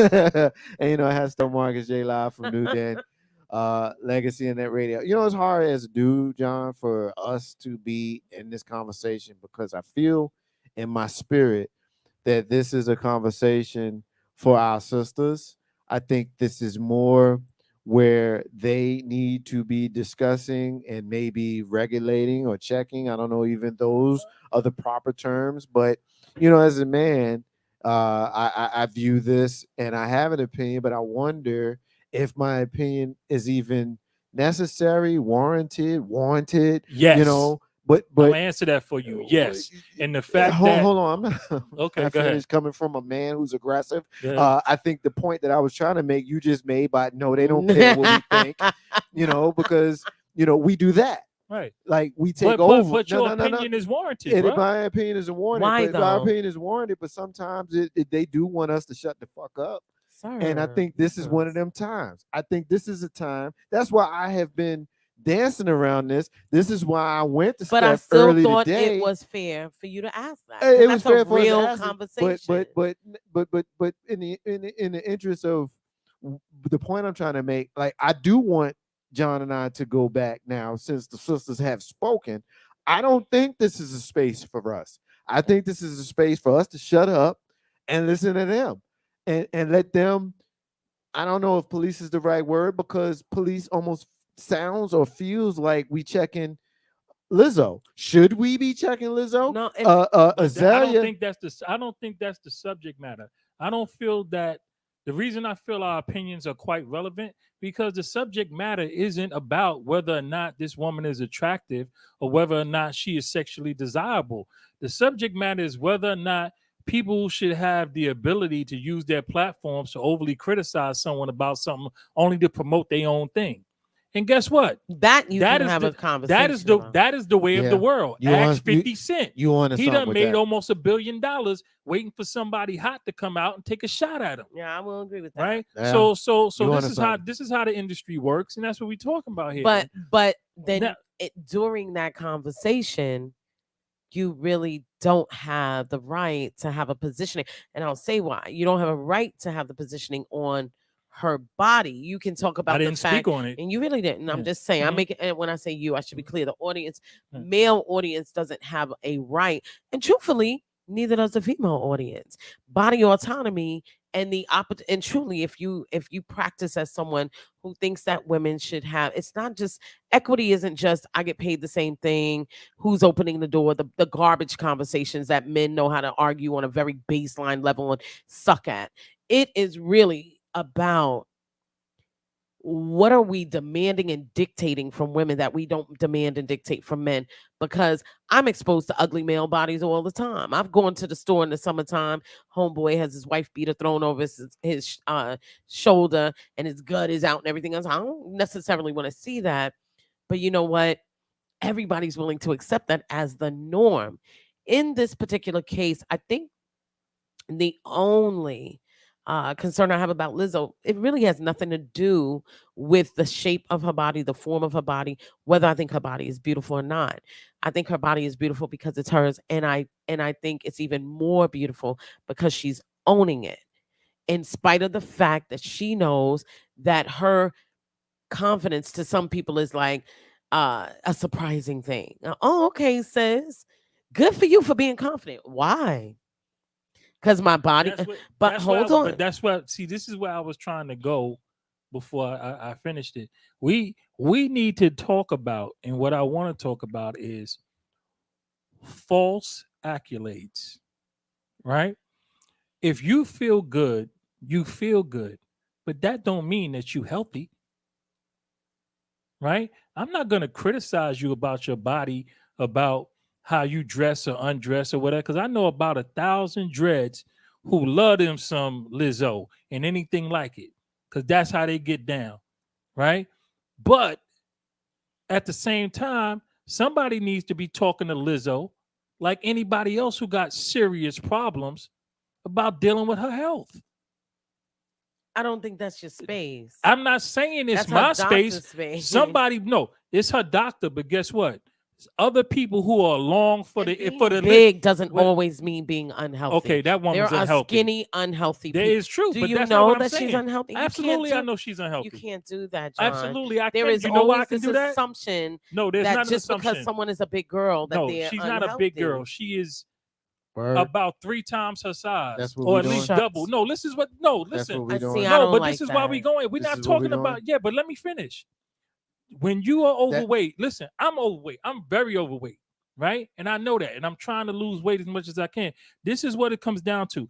Your organs take a beating. Your joints take a beating. Your bones take a beating. You shorten your life expectancy. And that's just fact. This is medical fact. And the fact that we want to sit around and try to gloss around it and glorify it because she's proud of it, there's no reason for you not to be proud of yourself. You're a beautiful person. The fact that you're big doesn't mean that you're not beautiful at all. However, there should be people who love her with enough concern for her health to say, you are overweight. You need to do something about it. I gotta stop you. I gotta stop you. Yeah. All right, I gotta listen, stop. I gotta stop you. That's because you know why? I gotta You stop can- you. You I can gotta stop stop me, you. but I'm telling you now, this is why you could buy a 3-liter soda for 99 cents and Yeah. pay $2 for a All right. 16-ounce of water. We go in areas I don't want to go in. I'm not. I I don't don't wanna go in like there. it. But I here- don't I like haven't told any lies. Y'all can have feelings about it all you want. But John, but listen, Fat people Can I have die this one? You can. fast. Can I have Fat this people one? die fast. Y'all can have whatever All you right, want. There's but- nothing you can John. say. You made There's your- nothing you've you made can your say point. to dispute anything that You- I said. you- All you've I've made your given you point. was fact. You've made your It's point. amazing to me You when made your somebody point. will rant this much off of science that was created by an aversion to black bodies by That's- white scientists. I mean, But it's go just ahead. you No, made, no, you, no. you no. You Hold talk on, about hold on. difference in 20, 20 Hold on, pounds. Talk John. about difference of 100 pounds. Hold on, John. Come on. Don't even conflate them two. That Hey, has Nah, nothing hey, to I do am with not. it. I That's am a not conflation. conflating it. A person Okay. who's 100 pounds All right, overweight I'll is step back. unhealthy. I'm going Full to take stop. I'm going to take host prerogative and stop the conversation here, so that I can speak and say that I 100% disagree with you. Just because you big don't mean you in bad health. If you're 100 pounds overweight, you in Just bad because health, you in period. big. If you're 100 pounds Says who? overweight, says any doctor worth his so- shingle. So black people who are naturally full figure in some cases, Right? all of them in bad 20, health. 30 pounds overweight. So no. so you if know, you're 100 so- pounds overweight, but do you you're know unhealthy. But do you know Lizzo is 100 pounds overweight? Absolutely. And you know she's unhealthy. Absolutely. And Because what she's kind- 100 pounds what overweight. kind of poor health does she have? What Her kind of or- things is she going through? By the time she's my age, she's Not your age right now. We talking No. about right now. Right because now. Your Right body, now. right now, her body is suffering much more wear and tear than is necessary. And how do you know that? Because she's carrying Do too you know much her weight. family history? I don't need to know her Do you- family do you history. I know- know her bones, her joints. I You know know her all that? organs. Her You know all organs are that? being squoze to death. Are you a doctor? No. Are you her Squoze. doctor? I like them But to I've been squoze. told by Anytime no. somebody Listen, says squoze, listen. I check out. Listen, Because I like I it, check though. I out when like people it. say squoze. Can I Right. like when, But listen. when people say squoze, yeah. everything they said before that loses But I said credibility. It's it all all- gone, but I It's said all like gone. it. Listen, I Lost don't care. everything. I said it on purpose because I got a homeboy online who says it in his thing when he's cooking. But anyway, my point is, I don't. It Believe don't you. matter who I squoze totally it. don't believe you. I'll show you the I- thing. yeah, I he don't goes, believe you you right got to now. get some lemon juice Yeah, I don't believe you. from I think somebody's you farm, and said it that don't to matter make your who point. squoze it. Yeah, That's I don't listen, believe you. anyway, my whole point is this. 100 pounds overweight is unhealthy. How do full you stop. know that she's 100 pounds overweight? Because she is. How do you know? Is what Because I have asked you. 2 eyes. You don't know what her body weight is. You don't know how Her much she BMI. weighs. You don't know her BMI. Oh, her you don't, BMI is you, off the you chart. don't know her blood pressure. You don't know none of that. You think you know. but you No, don't know. I don't need to think. And I here's can the deal. see. Here's the It's deal. going Here's into- the deal. Here's the deal. The fact that you are No, no, skirting no, no, around no. it, I'm you're not trying skirting to be, around you're it. trying to I'm be not- the super friendly disrespectful middle of the mode. road guy. No, No, that's the hell not with what I'm all doing. that. That's She's not too what I'm big. doing. She's more than 100 pounds overweight. She's No, unhealthy. it is All going right. into Period. super disrespectful mode. I am the middle of the road guy. I am the moderate. Don't make me like I'm so far I left. own it, This is crazy. and I'm right now. proud of it. You But should be. But what I am asking and saying now is, you have no right, none. How dare you say that this woman is unhealthy? This woman who you see in videos. I dare I'm not you to finished. look I'm it not, up. I'm not finished. How you see her on Facebook and Instagram and in videos, and you say that she's unhealthy just because she happens to be more weight than what you expect to see Visual. on her body. That is insane. Okay. It's inappropriate. No, it's not. It It's is factual. It's you not. And the had fact, It's her not. exact- the fact that It's people are not. the fact that people Who are are people? afraid. Who are people? Everybody. Afraid The fact of that what? people are afraid to Afraid of speak what? about it because you're afraid to speak about it because you don't want to No. be held accountable for it. I don't This give is a damn what factual. they. Hey, look. Listen, Let me be this clear. is Let me, factual. let me that be clear. woman's 100 pounds I overweight and she's don't unhealthy. care about being canceled. I said it. I've been saying this since before being canceled was a phrase. Before we talked about being canceled, before we knew what being canceled was, before anybody used the phrasing being canceled, I came on Ain't No Hashtag with Marcus J 10 years ago this December and said, if you don't like what I'm saying, turn the channel. Listen to something else if I'm not what you want. I'm great, and I know it. But if I'm not what you want, turn on something else. So I'm not that dude who's Okay, going to come so- on here. Hold on. Go ahead. Who's going to come on here and try to sing the praises of the sisters. The sisters love me. You know why they love me? Because I keep it funky. That's why they love me. And if I'm going to look at Lizzo and say that I don't rock with you because you show your ass too much and ain't got nothing to do with you being a big girl, that's the sincerity that comes from me. And I have no idea what her health is like. I take blood pressure pills. I'm a little dude. I'm not a big dude. I take blood pressure pills. but you're a and I person. promise you, there are plenty of big people who may not take blood pressure Listen, pills. when I listen, You know what I'm saying? So that does not when make I was I'm 300. almost, no, I'm when I- almost, go ahead, I'm go ahead, almost go finished. ahead, go ahead, go ahead. Almost Go ahead. finished. Just because she's a big girl doesn't mean that she's unhealthy. Now, I Yes, it didn't does. expect this conversation to go down Me this path, either, and I and I hate did being not want associated it with it. to go down this path. So this I'm is going- what this is what I'm going to do. I'm going to get them in. I'm going to give you the last word, and then we're going to move on All because right. I don't want You're to be gonna give John the last word on unless you this? want it. Yeah. Okay, then you will get the next to the last word. No But problem. what we're not going to do is we're not going to assume a person, male or female, is unhealthy just because they're bigger than what we used to seeing them. That gets into my spirit. So let me read these comments in, and then we're gonna do it. Damn it, there's so many. I don't even know where it starts. All right, shit. What the hell? They've been listening to this. Yeah, crazy. man, they hearing this craziness. I love John and stuff, man. Y'all my peoples, man. But this fighting like we do on the back porch of the cookout is everything to me. It's everything. I love y'all. All right. Distracted. All right. Terry says she has shared her journey all over the media. She can be healthy and share her journey. John, you were wrong. Yes, you told lies. Lizzo shared her doctor's reports. I don't know nothing about that. John, I'm about to call you Donald Trump. John is very disrespectful. Not Donald Trump. Check media takeout. She shared the information from her doctor. I'm Last year, logging off. John Jr. says, in John's defense, ain't nobody complaining about Megan's ass too much. And She I am. unhealthy too. I am too, because hey, look, I'm all right with you showing some ass. I got no problem with it. Just like we can see Tyson Beckford show this, right? Means but nothing. after, Not the same thing. It obviously is obviously it's not the same. But after a while, it does become a bit much. And that's ultimately what we are supposed to be talking about in this segment. We're supposed to be talking about Azalea Banks. That's a whole different person, isn't it? It is. Yeah, but she was in the conversation. Azalea Banks Really? is saying that Lizzo is showing her ass too much. I'm like this, like, yo, I don't believe so.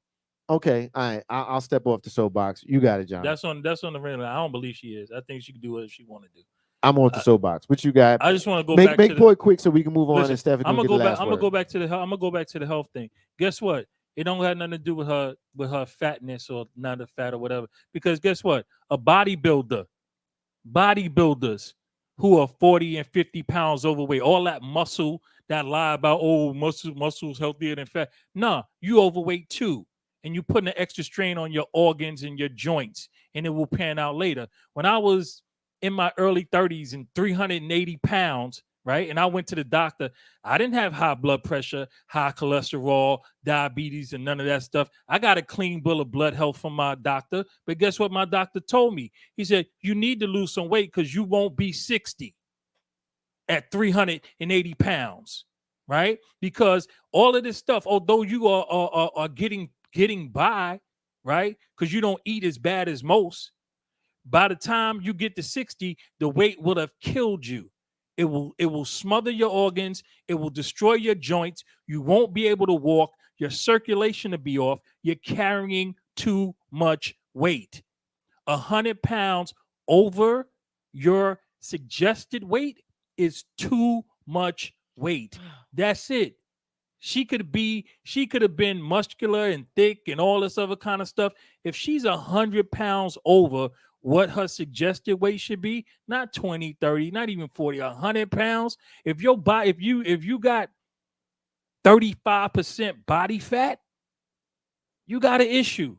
It needs to be addressed. And I think that people in her circle, right, is what I'm saying. And what I've tried to say is, right, all of that's good. She should be proud of herself. She ain't got nothing to be ashamed about. And if she wants to flaunt herself, she should flaunt herself. But people who are around her who love her should not wait for it to be an issue. They should step up and say, listen, think about maybe trying to set it down a little bit as you get older, start bringing your weight down because you will live a longer, healthier life. Steph, That's what I'm saying. Jump in here, Steph. You got the final word on the topic. I think it's ironic that the thing that I mentioned earlier is patriarchy and why having this discussion is going to trend wrong. And here we are. Because every time men lead this discussion or discussions about women's bodies, it turns into this. Not, I did not. I didn't interrupt you.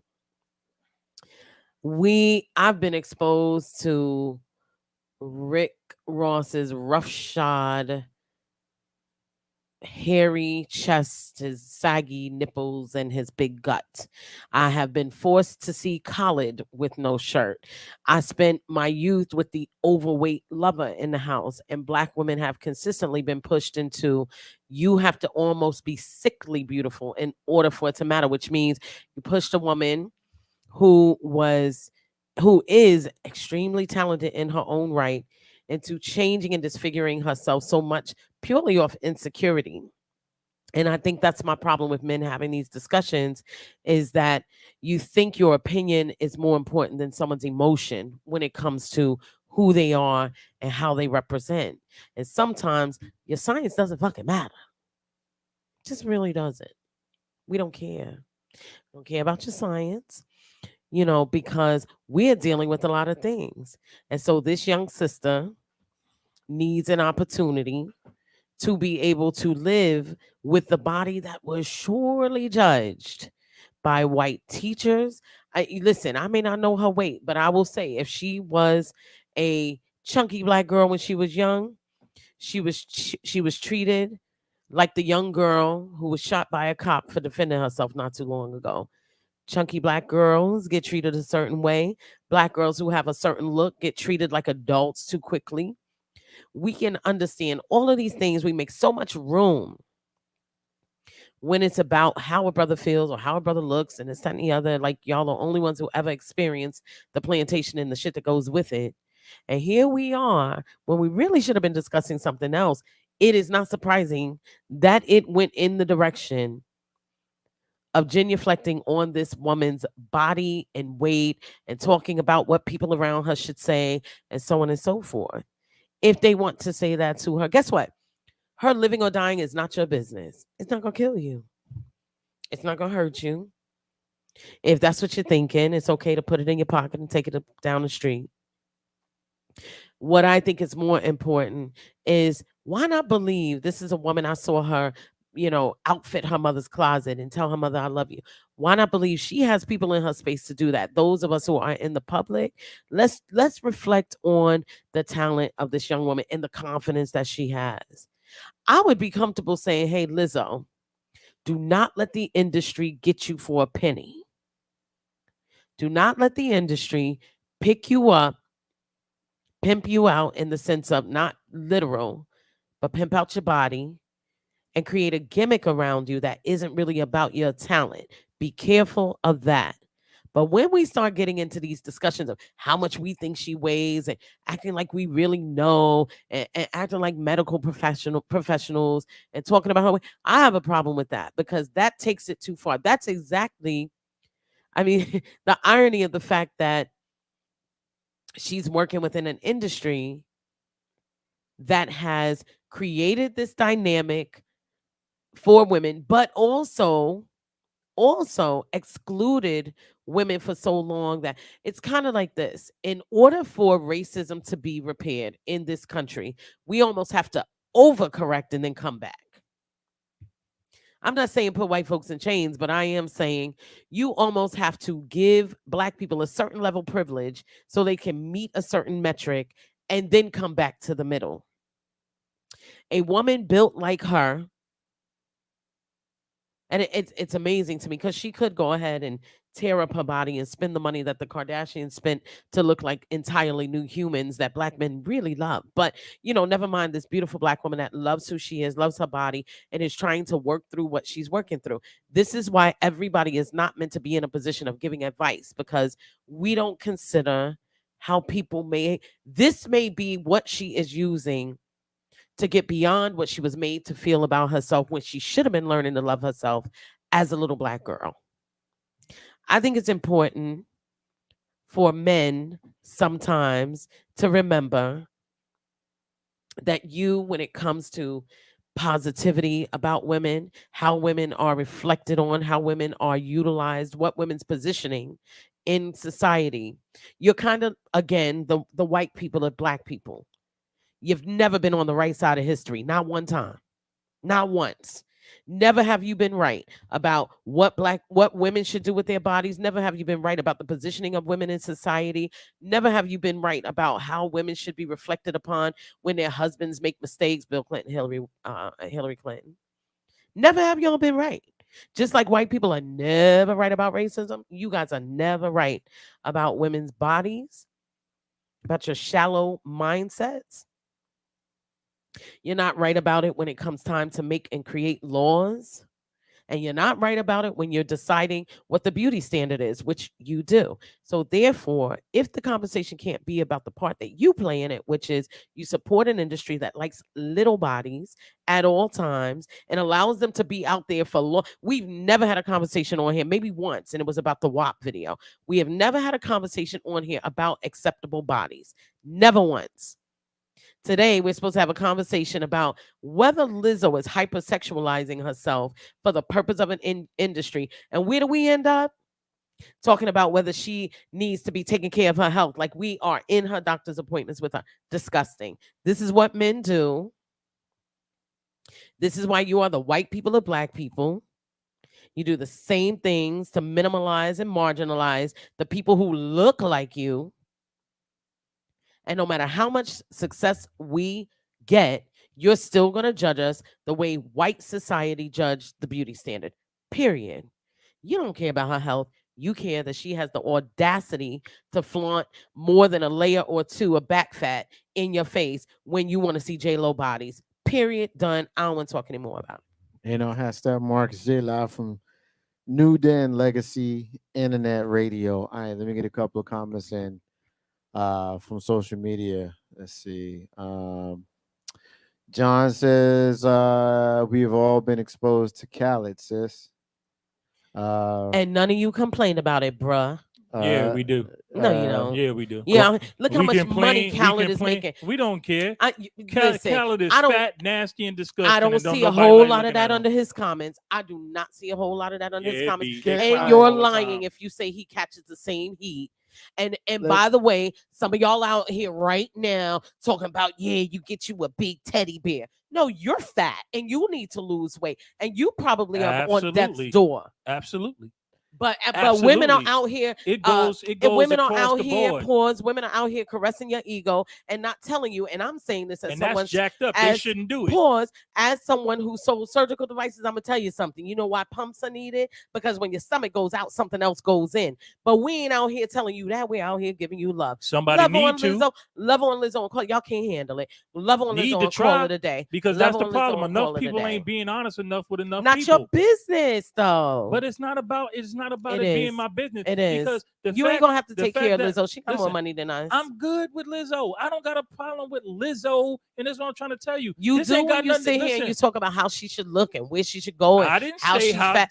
Come None on of that's now. what I Come on. said. She's 100 I pounds said her overweight. You don't people- know that. I said her people. You don't know what her people should are telling talk to her. her. I don't know. That's Right. right. That's If why we they- don't if- comment guess on what, guess that. what?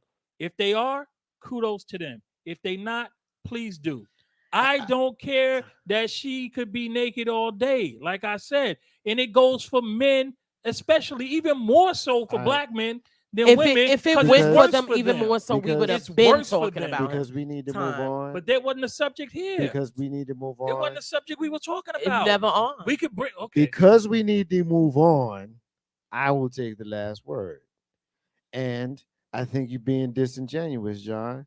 Because Why? if we talking about And men, so is Lil Jon. Sorry, Lil Jon. I'm not being disingenuous. because if Fat we nasty's fat nasty, bruh. Wow. fat I don't nasty is care. fat nasty, but nobody Wow. said that Lizzo was fat nasty. But I'm not Wow. talking One, about. That's what I'm and two, saying. and two, The whole and point. one, and two, nobody worries about Biz Markie and Biggie and Khaled. How many of and- them died and- from and diabetes? Fat Joe and Well, Prince who was Markie who was D Fat Joe's and Cool homeboy? Rock Ski Pun. and Big Pun. Pun. Nobody cared about Big none of Pun their needed weight. gastric, and they let him be until that way. They either died or and did what they needed to do. But if we being honest and transparent, men, we, us, me, I'll own it. We find ourselves in a conversation about Lizzo. There are plenty of fat ass black dudes that we could have been talking about in this segment, and not one of them garnered enough attention for us to engage. Nobody.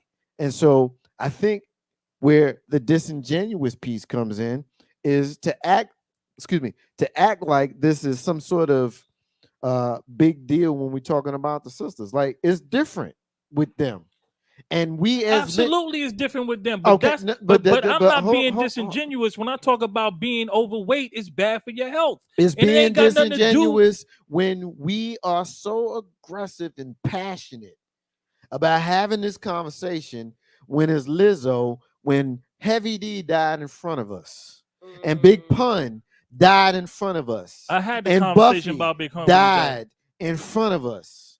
When they die in front of us, and none of us got a fucking thing to say, but now all of a sudden, when it's Lizzo or if it's some other big girl, it's something to say. Look, I look, was capping my comment. we know. I was capping my We comment off know. with something about her health.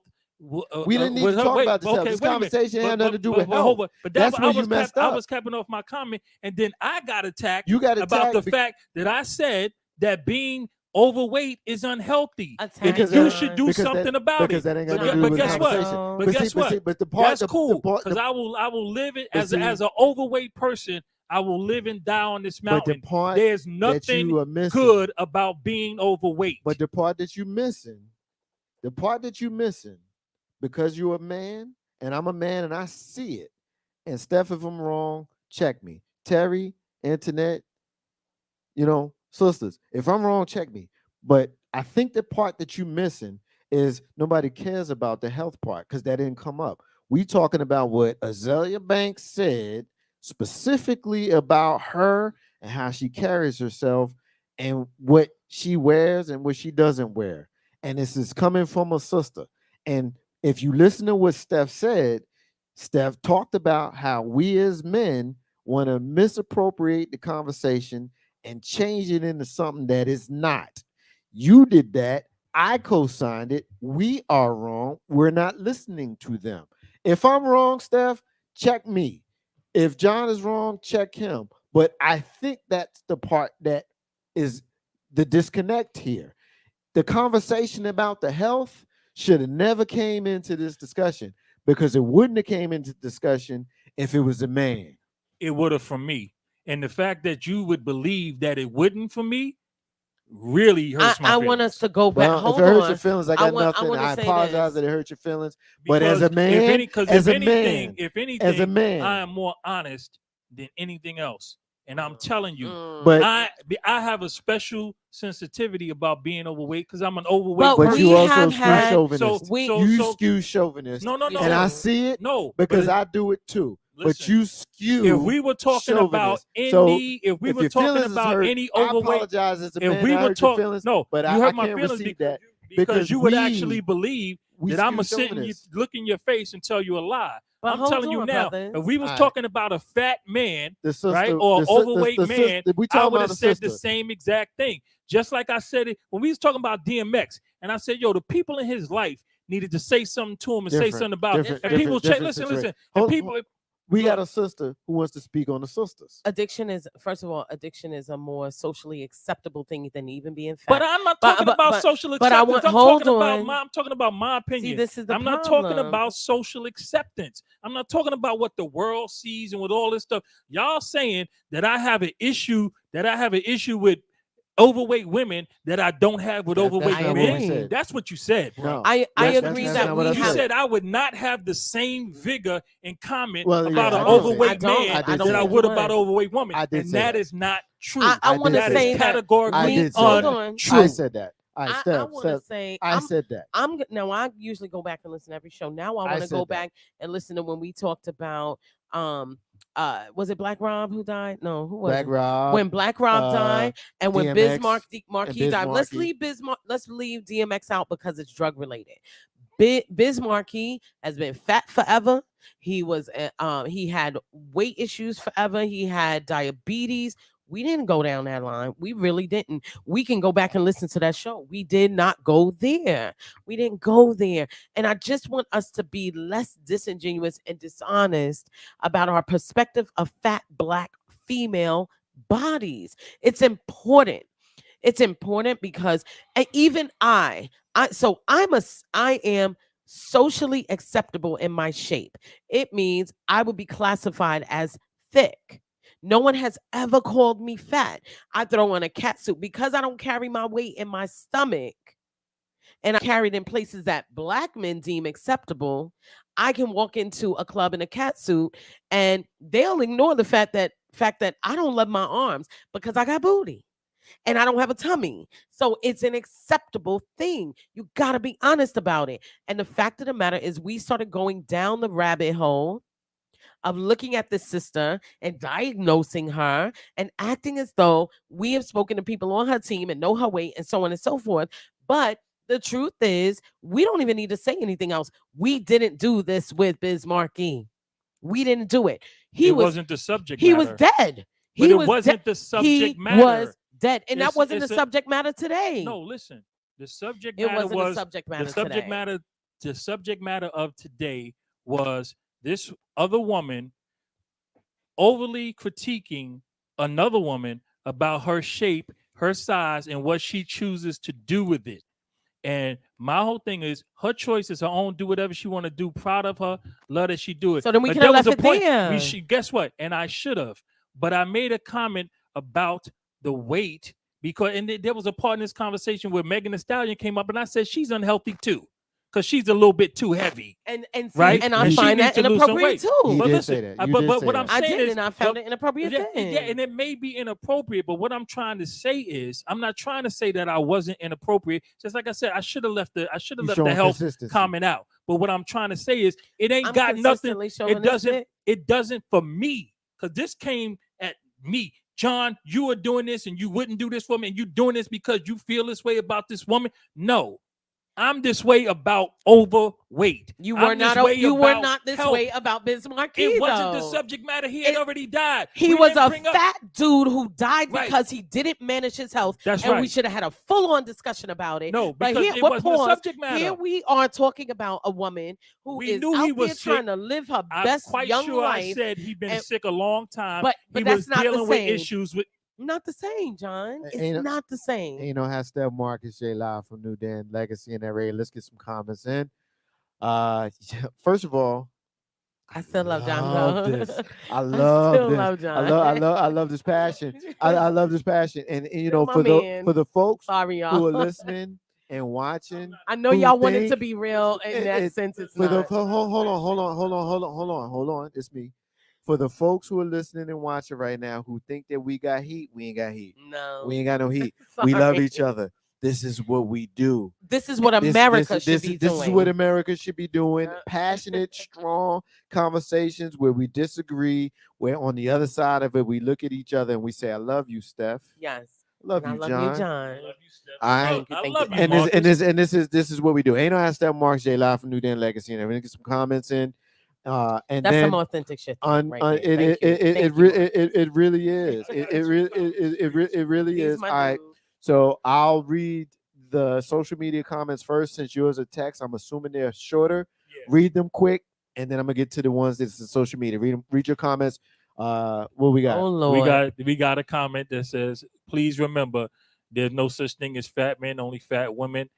That is Peter Griffin. Okay. Okay. Okay. All right. Okay. And as a comment I hate to that I to laughed Megan so Thee hard. Stallion, no the hell she ain't. Leave her alone. Okay. Thank you, whoever that was. Okay. That was a guy who who Well, sexualized I'm with women. you. I'm with you. And one woman said to me, "You might be right, but you need to stop all the triggering of situations." Ain't no hashtag Marcus J live from New Dan Legacy in that radio. That That's somebody who loves you. That last comment is somebody that knows She you loves you and knows personally, you. and Absolutely. that's somebody who knows Gotta you be. personally She said- and you know knows she what the said? fuck She you said, do. "You may be right. They but know you what you do." triggering." She didn't even say you are right, but I appreciate she that knew. she said there's She some knows room in you. there. That whoever that was, They they love know. you. They know you. They They love love you, Wow. and they trying to spare us. They are. And you know what else? Stop that shit. They're like, that's a low key stuff. Nah, that she you know should me. leave Yeah. dude alone. Ain't no hashtag Marcus J live from New Dan Legacy and I radio. respect All right. that. I'm gonna stop trying to say fuck y'all. Because Your I mama said listening. fuck in social media earlier today. You just said it. And my mama saw it and she checked me and then she said I would have said fuck there too. Yeah. See, that's when you win. Yeah, that's it. She validated That- my look, mom fucks, had her fist in man. the air, Yeah, revolutionary. She validated the fuck. Ain't no hashtag Marcus J live from New Dan Legacy and that radio. It's a rare Monday night when I'm in a really good mood. I'm just loving y'all tonight. I'm in a good mood. Vigorous Namaste. conversation. This gets me going. Namaste. Oh, you Namaste. thank you for not giving them my namaste. Oh, no, you get your own You- I get my namaste. You special one. can't get We the in trouble. namaste. Yeah. All right. You Yeah, finished because that Marcus part. J is on some whole. I'm on a whole nother thing. All I right. want to talk about it. Huh? We in trouble. She finished. Oh, damn. You finished? Oh, that's a conversation for once we finish the show. All right, let me get these conversations in I can't from stand social y'all. media. Literally, what we just did, we're done with. Steph, after I read these these notes, all right. So I'm gonna recalibrate Yeah, because yeah. how we doing right now? We had so much fun Yeah. that we went over what we wanted to go over. So here's what we're gonna do. Let me recalibrate here. I'm gonna read these comments, social media. Steph, you're gonna talk to us about Liberty University. Cheers. Once we finish Liberty University, we're gonna play a clip from Russell Brand. John's gonna talk about that. Then we will move into our rants and our closings. Oh, yeah, And yeah, so, yeah. listeners, as much as John and Steph and I love to run our mouths, we are gonna need to be more mindful we of the need time. 2 days a week. We do, right? We We need mindful of time, so we're not gonna go over. But I just want to make sure that I set that up so that mostly, I will have someone to check me if I happen to talk too much. All right, Sam, finally gonna read your comment, Sam. Sam, first of all, love you, brother. Appreciate you. He says, while I never judge a woman on her size, I do realize health is wealth. If you feel good, go for the gold. And I believe she will be judged by her peers, not the haters. The woman got a set of lungs. so she can speak her truth, is what it sounds like he might be saying, but I don't want to speak for you. John Jr. says, I'm agreeing with you. Terry says, Steph with the pause, love it. Azalea Banks hasn't been on a red carpet in years. How can Azalea Banks speak on someone being on a red carpet when she haven't been there?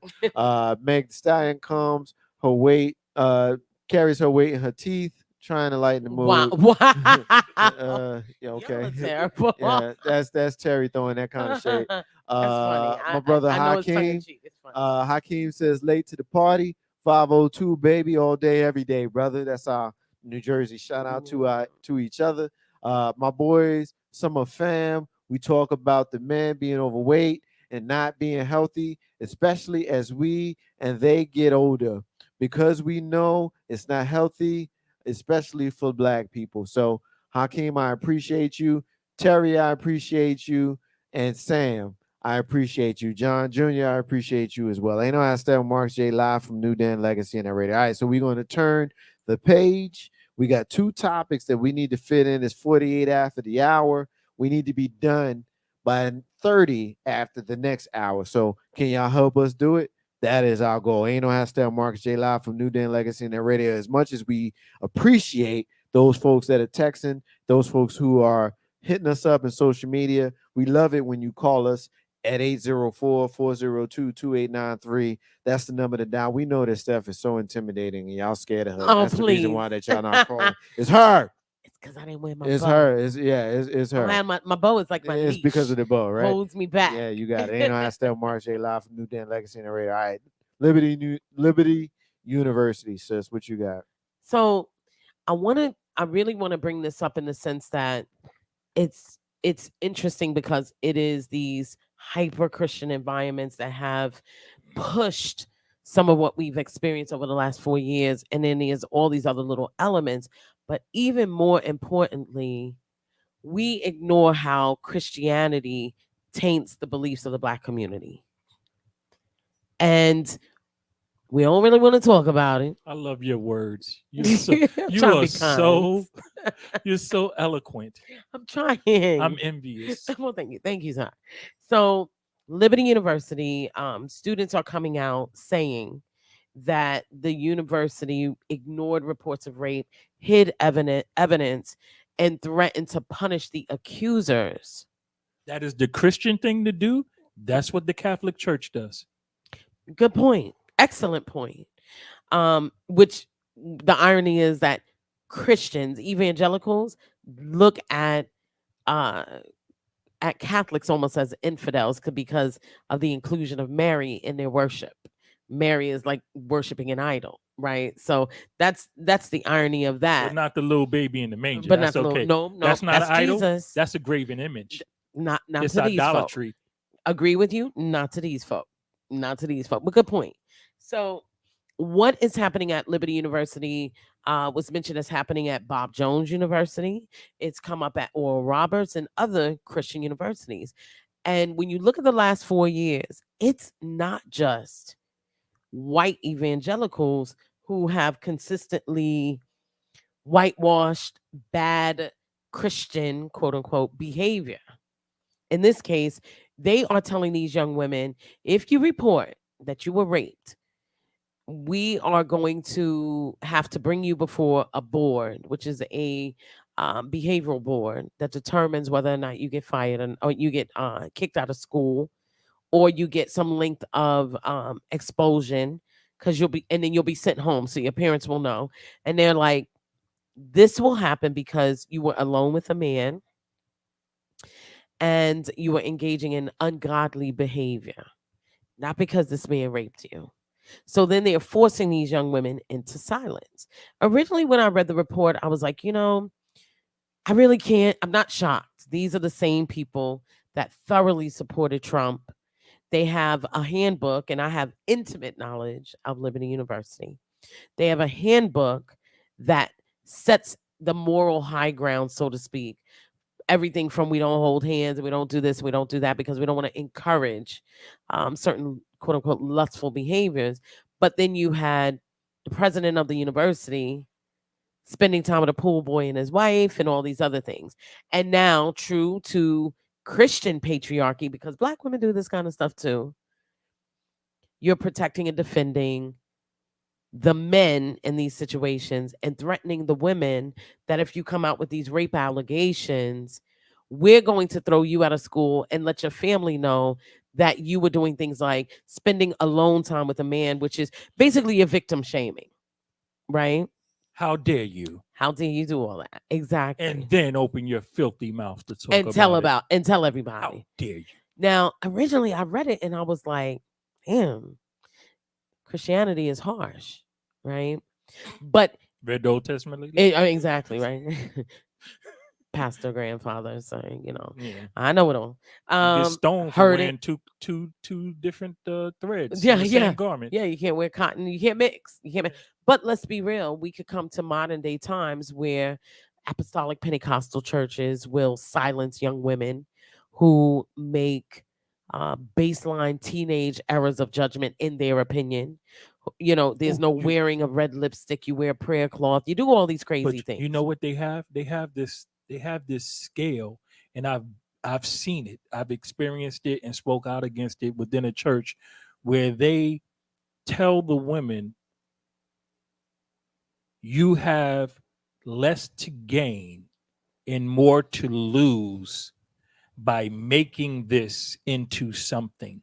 But you have been hurt, and we understand that. They're not saying But you've been hurt. And we no. understand But that. I'm saying that has been a thing in the church.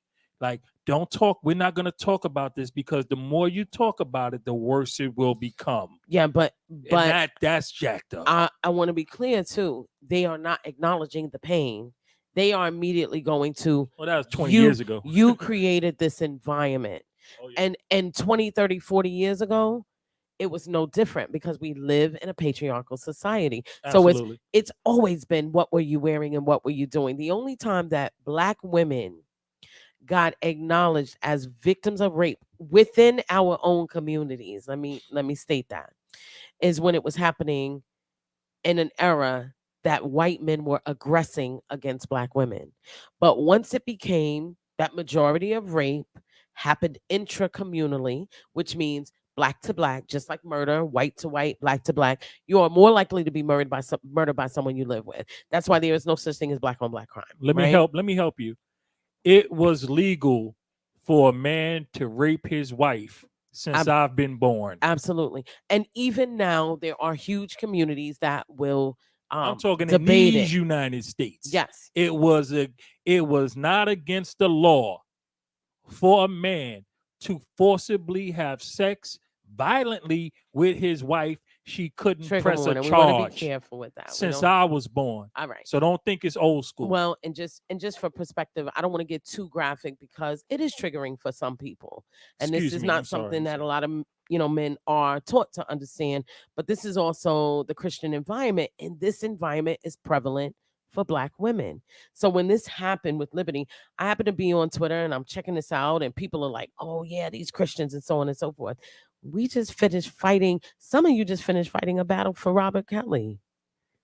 Some of you just finished spending all your time talking about how these girls were grown and fast, and we should get the parents, and so on and so forth. Never mind his bad behavior and the things that he chose to do. See, what's being punished is not access to the victim, it's the crime against the victim. And that's why I don't spend my time talking about what the parents did. The parents will have their own judgment. I say the same thing about Aaliyah's family.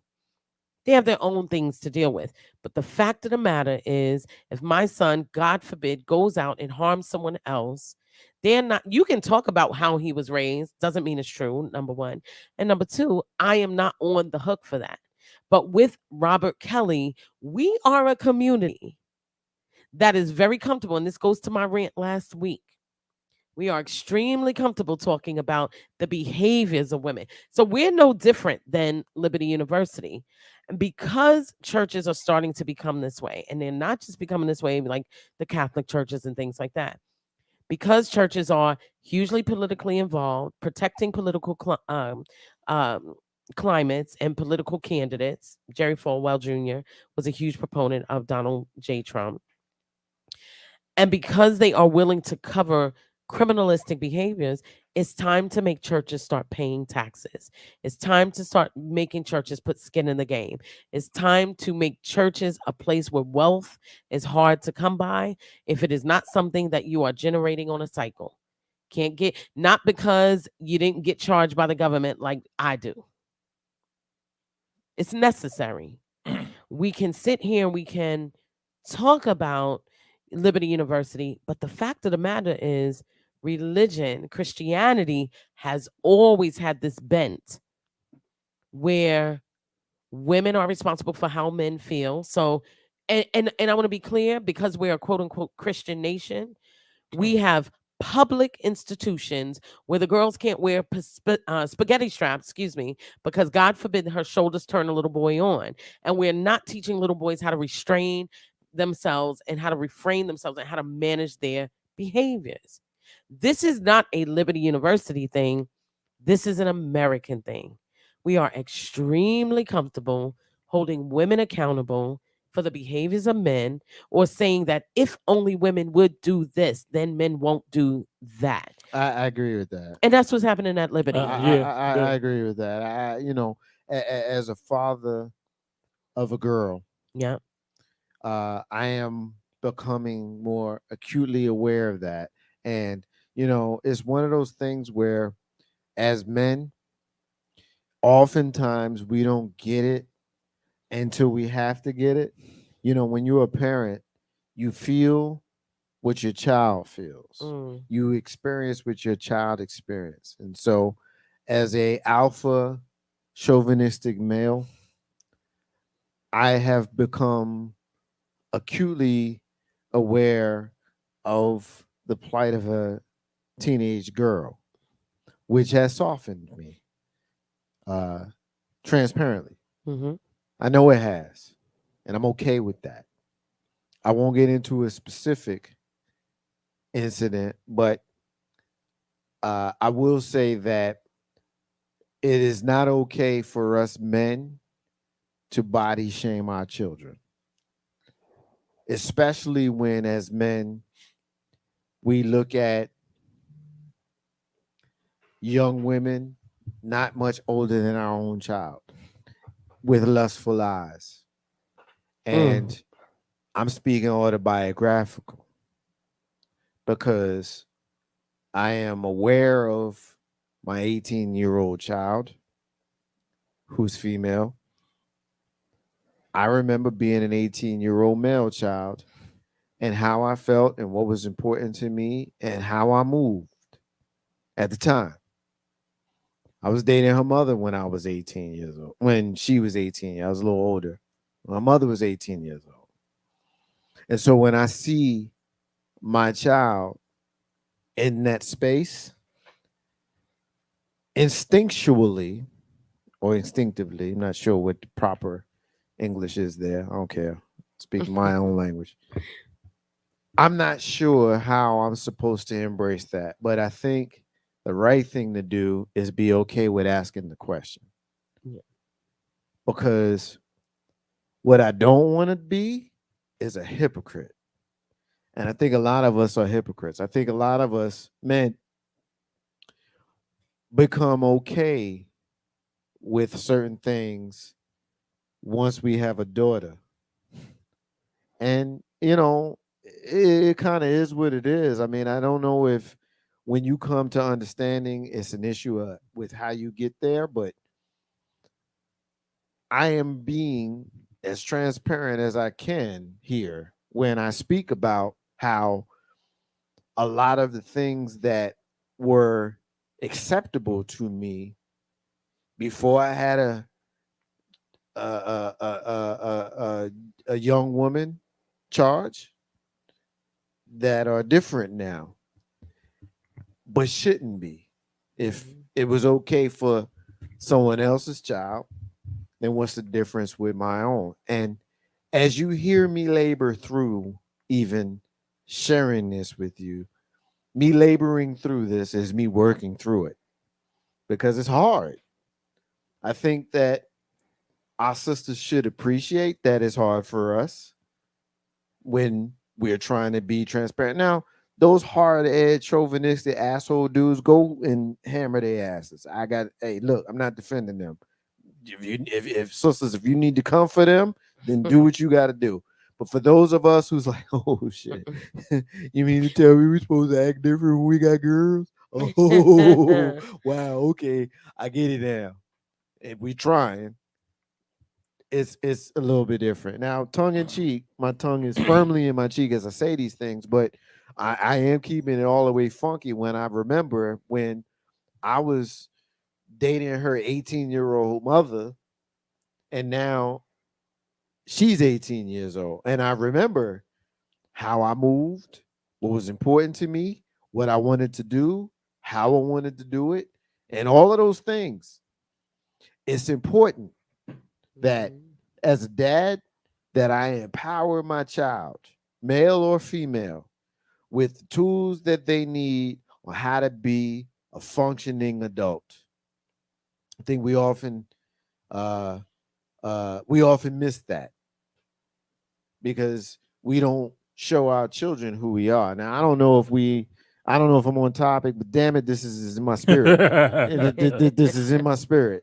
This is in my spirit. Sue says, I remember too, Marcus. Oh, damn. Oh, man. So, okay. Sue knew me when I was 19. I'm 47. Right. Okay. Actually, she knew me when I was 18. I'm 47. So I guess ultimately, before I give it over to John and step off of the soapbox, at the end of the day, fellas, it's hard for us to see our girls move into adulthood, but let us not forget how we move with their mamas. I'm gonna take both of your statements and I'm gonna create mine through what both of you had to say. Yeah, it's the Christian way. There should be no shock that understanding that the purpose of Christianity was to create the environment where this is happening. And if you read their agenda, you will understand this is what they want to do. They want to create this society where men are right, women are wrong, and whatever a rich white man decides to do to anybody has to be okay and accepted by everybody. That's the point of Christianity for the past however long it's been, since around 600, when people died at the edge of the swords in the millions for this made up Crusade. Mishigosh. So let me help some of my Christian people out, right?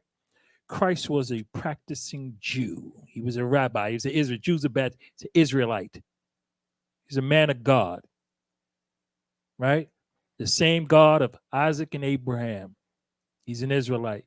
And to my assalamu alaikum, to my Muslim, Muhammad was a practicing Israelite. Today I perfect your religion, says Allah.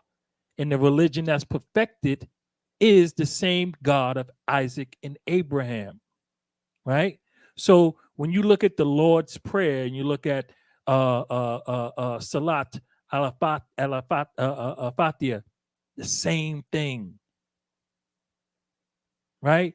This nonsense of sexual exploitation and derogatory and inferior treatment to women and people based on things that are fictitious is nothing to do with God or anything godly. It has everything to do with politics and the power of the few to control the many. And this is what you people support. This is what you give your money to. This is what you give your time and energy to. And you should be ashamed of yourself because you know better. And if you don't know better, you should be ashamed of yourself because you're ignorant. Now, when Steph was speaking about people training their young men to have more restraint, the only issue I have with that is it's not that they don't have restraint. It's that they are being overly sexualized as children. I remember being 6 and 7 years old, feeling up on other little children, girls, in the coat closet in elementary school. That was a thing. Why was that a thing? Because I was being told by older people in my life that as a little boy, that's what I was supposed to do. And I thought it was what I was supposed to do. Educational lack of restraint. Right. But no, 'Cause I don't know. Women are not trained that way. We are trained to restrain ourselves. Lack of restraint would be assuming that I had the desire to begin with. I'm saying that type of energy was being programmed into me like other young children. Fair so enough. I don't want to put it on the male identity that we need to be restrained. No, we need to not be over sexualized to then turn around and become abusive to women, because this is what's happening. And in this society that we live in, this is what has happened to the Dallas Cowboy cheerleaders in their short shorts running around, to watching daddy smack mommy on the bottom, all of this other stuff.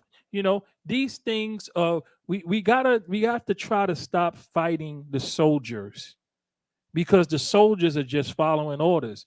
We need to get to the people running the army and dictating what the fight is about, because we're fighting wrong with that. And that's what I'm gonna say about the thing. Ain't no hashtag Marcus J live from New Den Legacy and Radio. All right, so last thing we're gonna get to, and sorry, John, I have to rush you out of that, but last thing I'm gonna get to, because it leads into this. It leads into the last thing that we're gonna get to is the clip that we're gonna play from Russell Brand. It's about a 2-minute clip. Each of us will make one quick comment, and then we will move on. John, you will go first.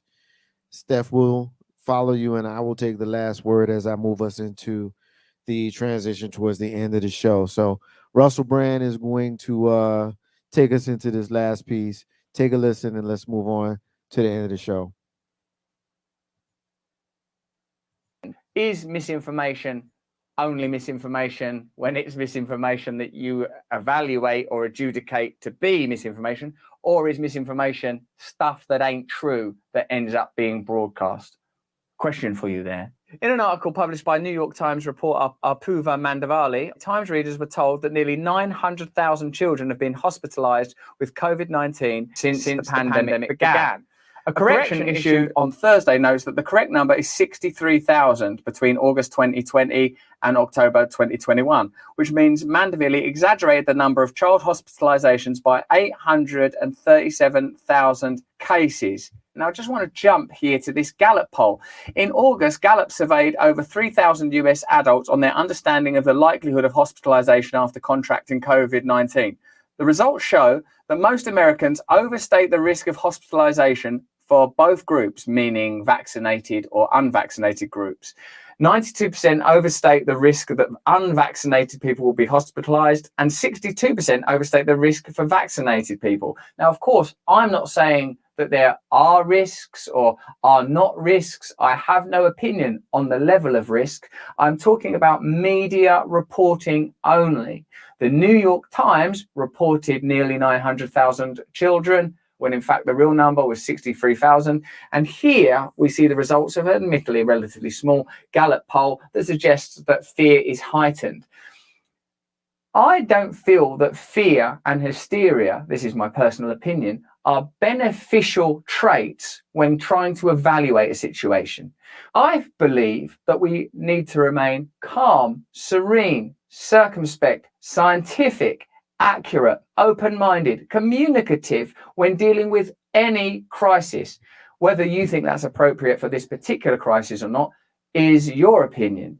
For me, I'm speaking generally. It's best to be open-minded, to assess information, to be honest and transparent and clear. The article in the... All right. Ain't no hashtag Marcus J live from New Den Legacy Internet Radio. Russell Brand's comments, John. You got the first comment on him. What's your thoughts? For weeks, I have been stumbling, bumbling, and doing my very best to say what he said in those 2 minutes, especially at the end. And that's really all I've been trying to say with the COVID thing, right? That we are getting bombarded from both sides of the argument with a whole bunch of misinformation. Recently, I saw another article where someone from Hillary Clinton's campaign team, an attorney, was indicted for willfully telling a complete fabricated story about Donald Trump and Russiagate. Right? He lied, straight out lied, made up a story, and it became some part of prominent news. The problem is, did Trump do some bad things with Russia during the campaign? Yeah. Should it have been talked about? Yeah. Should it have ended his campaign? I don't know. Right. But the problem is, when you add hype and hyperbole to a situation, all you do is open up the door to make everything that you do and say suspect moving forward. And you fuel the fire for the other side, right? To now say, oh, they lied about this. How can you believe them about anything? And that's the problem I have with a lot of people on both sides of an argument that we don't need to be having, because there's not really an argument here, because the truth of it is people are dying who did not need to die because of mismanagement. All of the hype, all of the talk, y'all can save it, because then at the end the numbers speak for themselves. People try to spin it and move it around and all this, but from the very beginning it was simple. Over an 85% infection rate. Of the 85% of people who will be infected, only about 20% will become sick. The vast majority will be asymptomatic. Of the people who become sick, right, approximately 20% will be hospitalized. Of the people who are hospitalized, less than 10% will die. When you break down the numbers, it comes down to something like 1.8% of infected will possibly die. That is still an unacceptable number. But all of the hype and all of the talk and all of the blah, blah, blah, blah, blah did nothing but ignite fires on both sides to have people talk about stuff they don't need to talk about. People come at people for the wrong reasons, and more confusion, which creates more problems for people, whether they're getting vaccinated, not getting vaccinated, wearing masks, not wearing masks. They're making the thing unmanageable with the nonsense and all of this hype. You know how Steppin, Marcus J live from New Den, Legacy Internet Radio. Steph, you got anything for that? I'll keep it simple. We say all of this, it's this side and that side and so on, but there are still moments where the hyperbole of the other side is highlighted and rants and long discussions and so on and so forth. So if you really mean that, then mean it consistently, because there are often times where people will say, well, both sides conflate things, but there's never a time where the chosen side is invisible. So you might say, yeah, everybody does this, but there's often a conversation or a reflection of an opinion that makes it seem like everybody doesn't do it. Yeah, they way better. Like it's always the weirdo right. And the fact of the matter is, yes, this is how media works. And it is important to do your own homework and do your own labor and do your own research. But let's not miss the fact that when you look at what's happening with Facebook, social media, and other outlets, they're not saying that pro-vax conspiracies are being spread like wildfire. They're really saying that the anti-vax side, the hyperbole of the anti-vax side is what has been hyper focused on. Now, and when you go to mainstream media, you're going to get anti-vax hyperbole from Fox. You're going to get pro-vax hyperbole from MSNBC. The problem is that often it is presented as though it's really only coming from a certain person while you're really supporting a thought or a belief or, a position. So if it really is everyone is doing it, just make sure that consistently is being known, because a lot of times, even on our airways, it's very clear that there's a one or the other. And that's just what it is. And I feel like that would be being honest and not just acting like, mainstream media is doing so on and so forth. There's a, you know, the galvanization of the people who went up to the Capitol, it all descended from the politicization of what we're dealing with COVID and everything else. It all stemmed from that. That's why it's the big lie of, well, they didn't want you to know what he was doing, and Trump created this, and so on and so forth. That galvanized an entire movement. It has made, social media, it's put social media under fire. A lot of times when we start talking about the other side does this a lot, we really don't acknowledge that. Sometimes it seems like we might, during our conversations here, are staunchly anti-mandate, anti-vax, and really promote a lot of the same hyperbole. So really what I think it comes down to is cooler heads to prevail, and people that that are not staunchly entrenched on one side or another actually being the ones to discuss it, rather than the people that are so committed to one or the other side, because it happens. 10 seconds to that, I'll say this. The right are way better at their hype than the left are. They know how to get their hype. So the point is that they are doing it significantly. No, I will give you that. But this is what I say. Acknowledge the fact that they're good at it. The left don't need to be helping them. And they help them all the time. They give them stuff to wave around like a big red flag, and it's unnecessary. Because all you got to do right is really good at it, but it's the left that's the problem. Because I didn't say that. I mean, that's what it sounds like. No, it doesn't sound the fact nothing is, like the that. minute you said the right is really good at it, as a matter of fact, they're better at spreading hyperbole. They are than to the their left. people. To their people. Well, and then and this hyperbole has spread to way more people than the pro-vax at this point.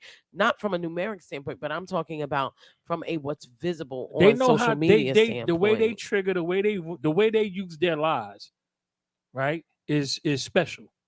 It's wicked, but it's special because they good at it. They get these people jumping.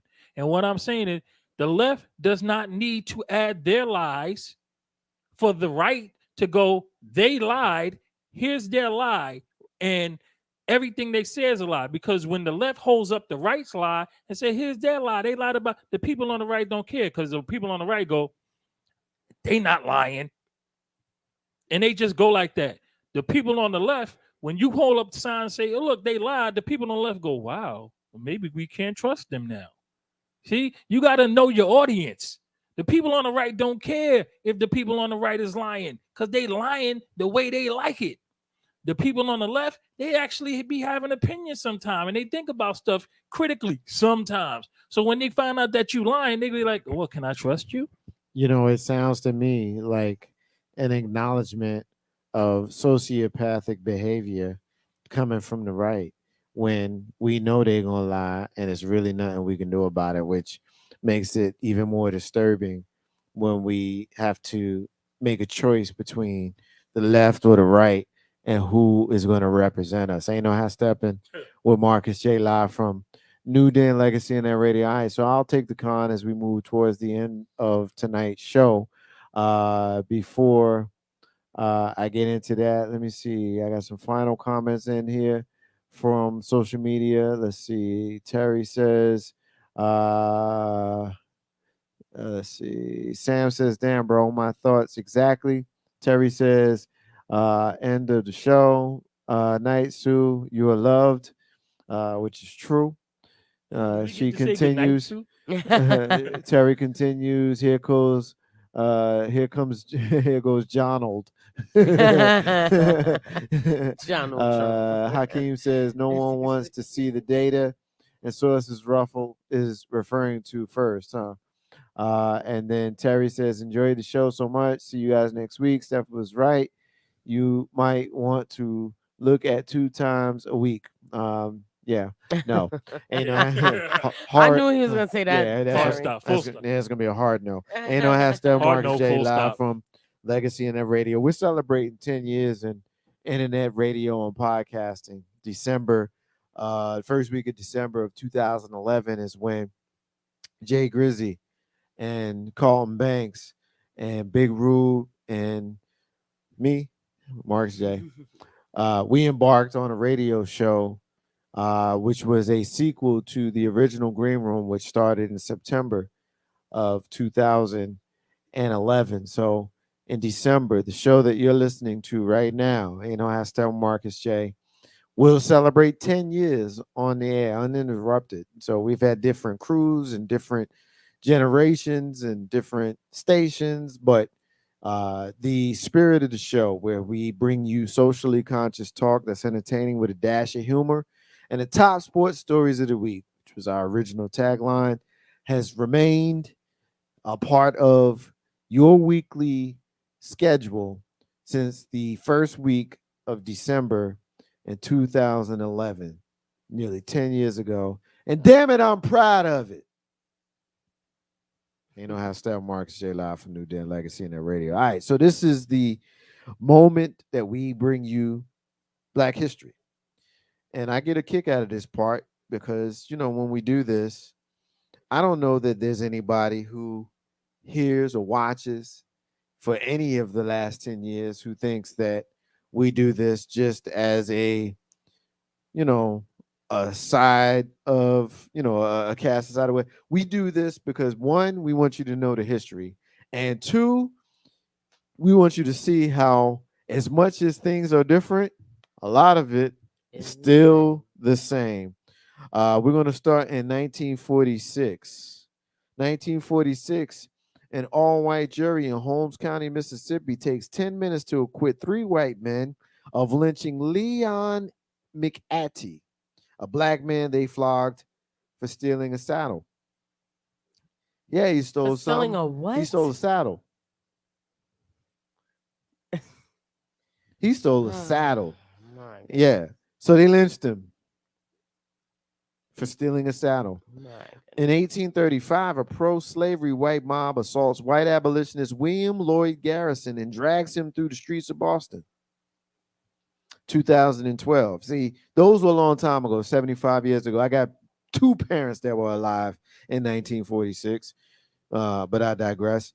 I got 2 parents, a bunch of siblings, a whole family, and a kid who were alive in 2012 when the United States Justice Department filed civil rights lawsuit against Meridian, Mississippi officials. There we go with Mississippi, and they bullshit again. Officials for incarcerating black and disabled children for dress code violations and talking back to teachers. Ridiculous. At least when I do a moment in Black history and it's some bullshit, at least it's in the 1600s, like this one, in 1669, because that's the only time it's like almost like, oh, okay, I get it. But even then, it's bullshit. Virginia, oh, damn, our own state. Legislature this week passes law declaring that slave masters shall not be criminally charged when they kill enslaved people who resist authority. Don't talk back to me, boy. Death to you. You're going to die today. Don't you dare talk back to me. It's never okay. Not even in 1669. I only got. What in the hell is that? Stand by. Yeah, I don't know. It seems like you kicked the cord with your foot. Yeah, I do feel like I kicked something. I don't know what the hell we just kicked, but what can be turned off? I don't know what we just kicked. There, I just kicked something, but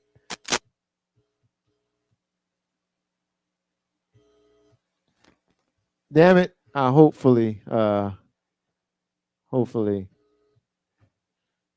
right.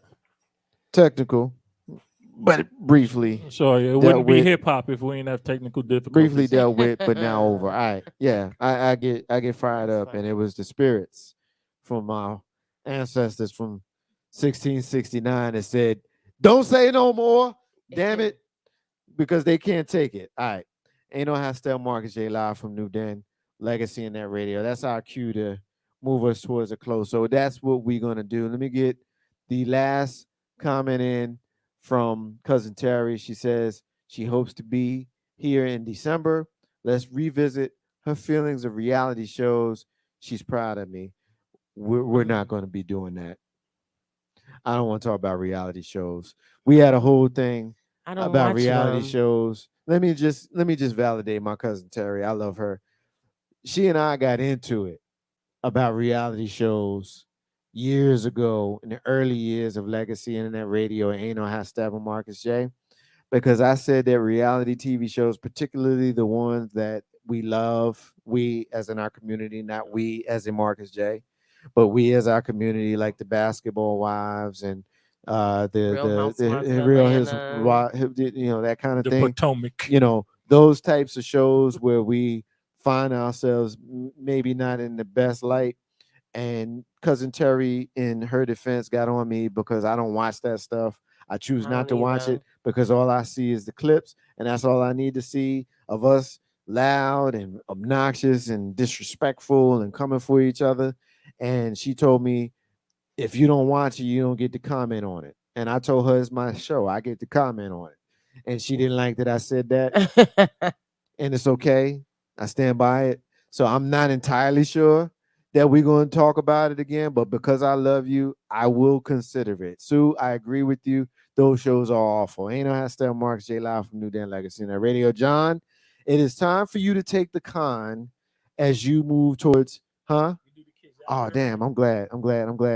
Thank you for reminding me. I got it in front of me. Missing kids, John. Thank you. Thank you. I got 3 missing children to do tonight. Hey, look, it's just a lot going on. And Terry, you distracted me. I'm gonna blame you. We got 3 tonight. 2 from Henrico County and 1 from here in Chesterfield County. We're gonna look for our Henrico We're not County in sister, Chesterfield County. Jaquisha Lane. Jaquasha, I'm sorry. Jaquasha Lane. She's missing from Henrico County here. It's part of us here in Richmond, Virginia. She's last seen wearing a black hoodie, black jeans, black and purple bonnet, carrying a blue duffel bag, and she's got a scar in the middle of her forehead. Jaquasha requires medication and may be in the need of medical attention. If you've seen her, please contact the Henrico County Police Department at 804-501-5000. We're also looking for Anissa Williams. Anissa Williams is from Chesterfield County, October 17. She's 16. She's 5'3", 120. Last seen on 10/17. She may also require medication and may be in the need of medical attention. Chesterfield County Police Department is how you can let a tip that you have be known to the authorities. 804-748-1251 for Anissa Williams. And we're also looking for Germani Wyatt, Henrico County. 16 years old, black female, 5'6", 190. Last seen wearing a green shirt, black pants, and red shoes. 804-501-5000 is the phone number for the Chesterfield County Police Department if you've seen Germani Wyatt. So, Germani Wyatt, Anissa Williams, Jaquasha Lane, if you've seen them or anybody we've ever profiled here on this show in our area or yours or beyond, please contact the National Center for Missing and or Exploited Children on their website, missingkids.org, or contact the National Center for Missing and or Exploited Children on their website or their phone number, 1-800-THE-LOST, 1-800-843-5678. Clearly, I'm moving towards the end, and please forgive me. Ain't no how Steppin' Marcus J Live from New Den Legacy Internet Radio. All right, so now, John, I've been trying to give John the con to take us to his rant and his closing. Please forgive me for not completely being present, but I'm here now. John, you got the con. Take us home with your rant and your closing, brother. What you got? Well, I always speak to us, to the community. I really want to find me a better word than black because it does not describe me, and I don't think it should describe my people. But it's what I have right now. So I'm speaking to our community. I think we need to take a little bit more time out to understand our situation. And to me, that I think that's the biggest problem we face. We have too small of a view of the big picture of where we are within society. There's an entire group of young black folk who believe that we are doing phenomenally, right? Think that we're doing well based on statistics and based on videos and social media and stuff like that. We're not doing good at all. Some people are doing better than others, and we love to put our best foot forward, and we have more examples to display because we have more platforms to display those examples on, and there are more of us in general. But when you go to percentages and real numbers, we're not doing well. And part of why we're doing well is we do not acknowledge that we're at war. We do not acknowledge who our enemy is in this war, and we do not acknowledge what is at stake in this war. We were speaking about a bunch of things having to do with opinions and ideas and philosophies and the way people view things and judgmental and criticisms and so on and so forth. All of that is a white supremacist construct, right? For every community on the continent of Africa that there was before the idea of white supremacy came across the world, for every one of them that was patriarchal, there was another one that was matriarchal. Black folk used to honor, praise, and raise on high the women. Women who were queens, who were in charge of everything. Not just a little bit, everything, because they were better at it. Right? Not because they were women and not because they could have children and not just because they were better. That was part of society. So the idea that we have been inundated and abused and brainwashed, myself included, into a lot of these piss poor,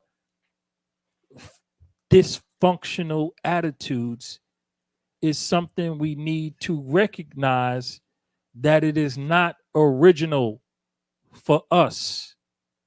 It is not who we are, it is who we have become.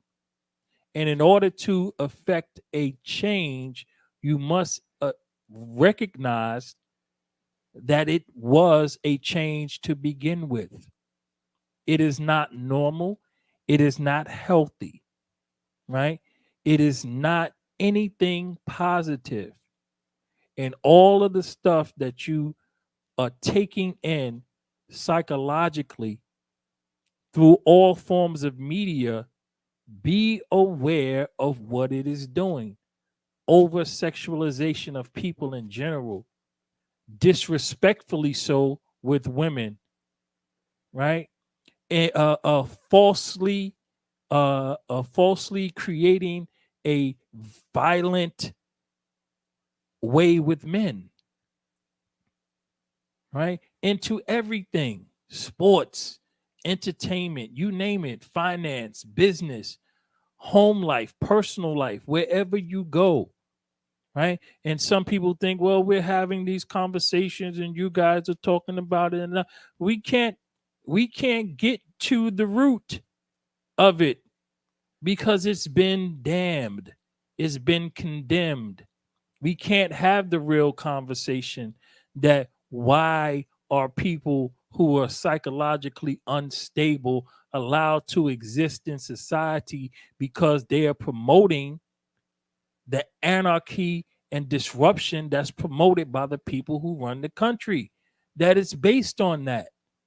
That when you come down to what is the top 10% of people earn above $400,000 a year, and that's not a lot of money, but that's the top 10%. It's the top 10%. Top 19, top 20% is over 100,000. Right? That's not, most people don't make half of that. So how poor are you all? And you believe what you see on social media? Stop it. Get it together. Think, vote, read. Read. It's not illegal again yet. So read. Stop listening to somebody else's interpretation of something that you should know for yourself. You might feel a different way when you read the words. That's it for my rant. See you next week. Ain't no half Steppin with Marcus J live from New Den Legacy in that radio. Steph, you got the final word before I close us out. You got the con. What you got, sis? I'm gonna keep it simple because of John and his welcoming present. I'm mad at you. Mad at you both. So I was watching the mini documentary on MSNBC about the Civil War. And as I was watching it, I mean, first of all, I was like, geez, do I want to watch this? It's 10 o'clock at night. Do I want to be annoyed before bed when I really do try to protect my peace?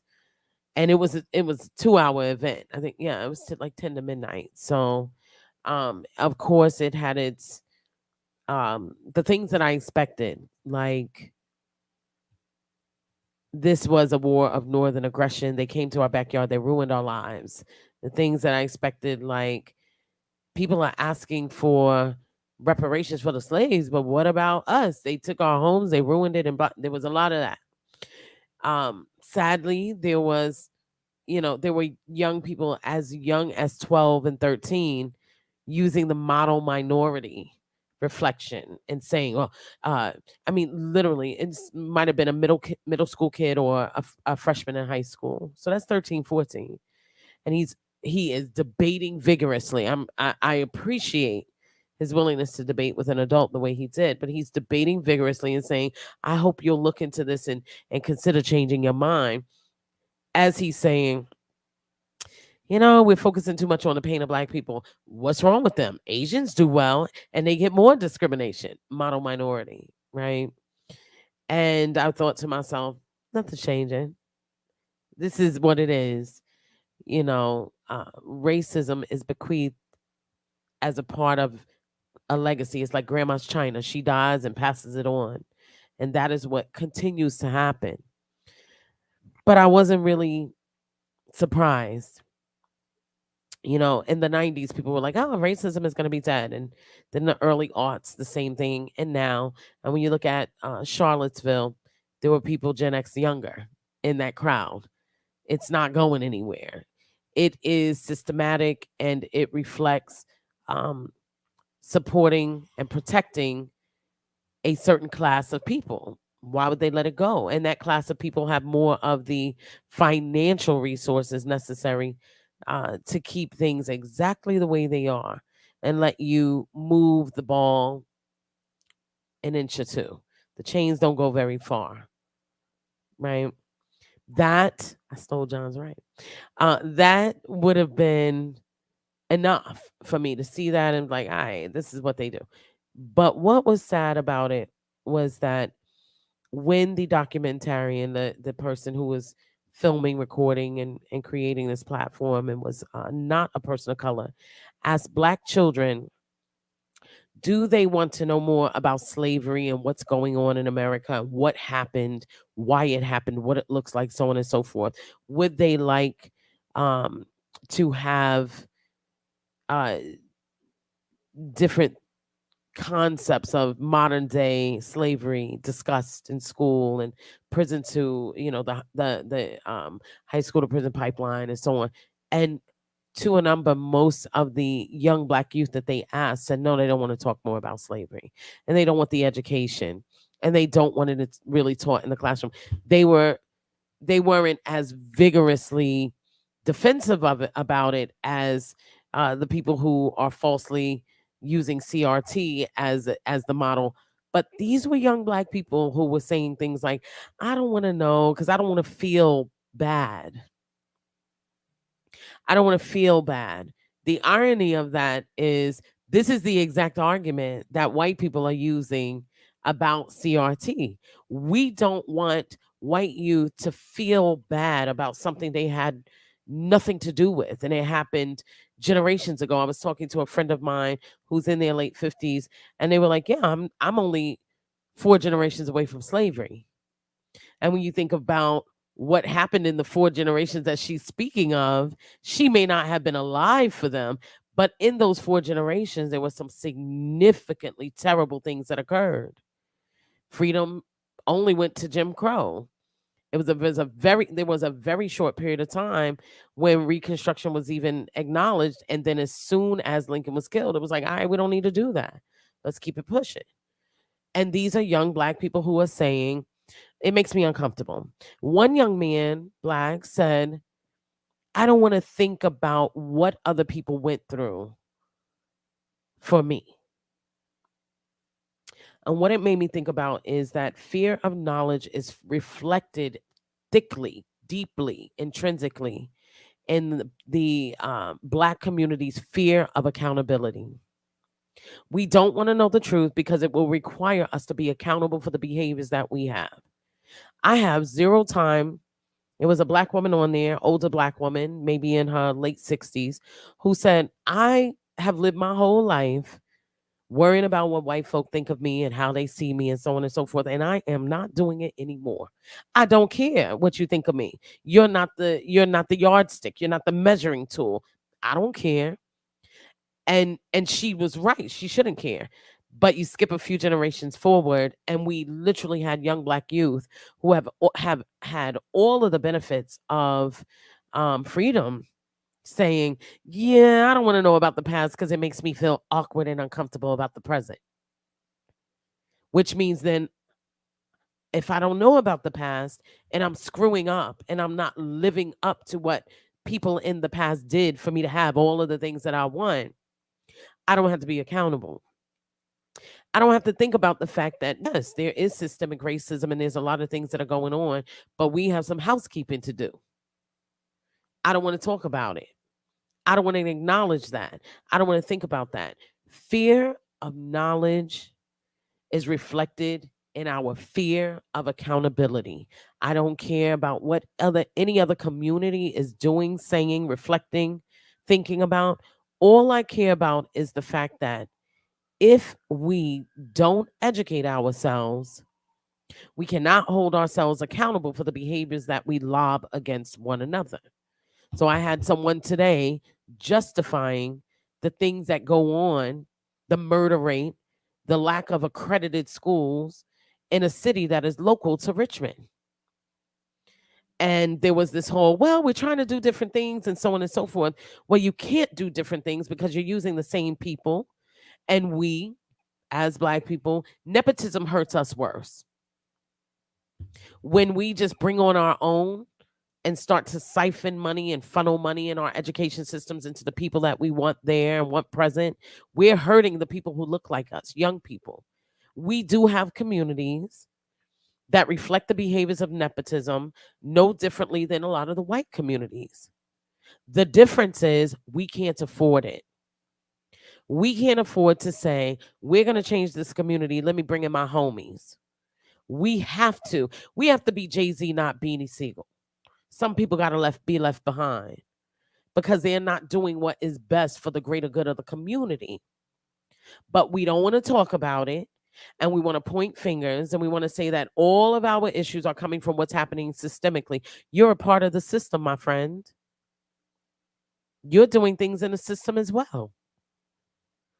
when women are afraid to get off the bus at night in certain places and they talk about it and you say things like, well, you got to be careful about the men you attract.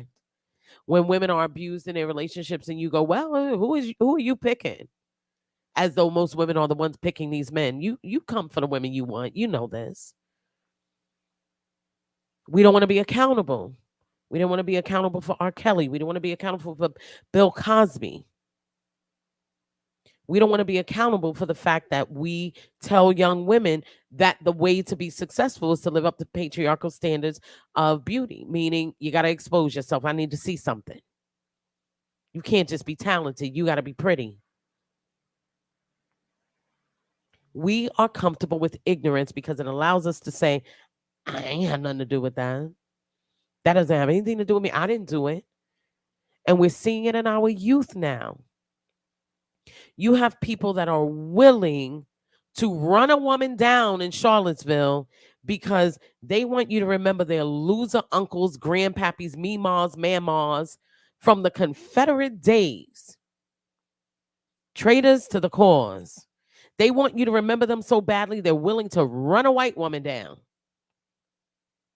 And we're letting our children say, I don't want to learn about slavery because it's going to require me to make an effort in my community. It's going to require me to hold others accountable. It's going to require me to look at my peers and ask, why are you doing that? It's going to require Steph B to say, I love you, sis, but you're wrong. We don't want to be accountable. And so we languish in ignorance.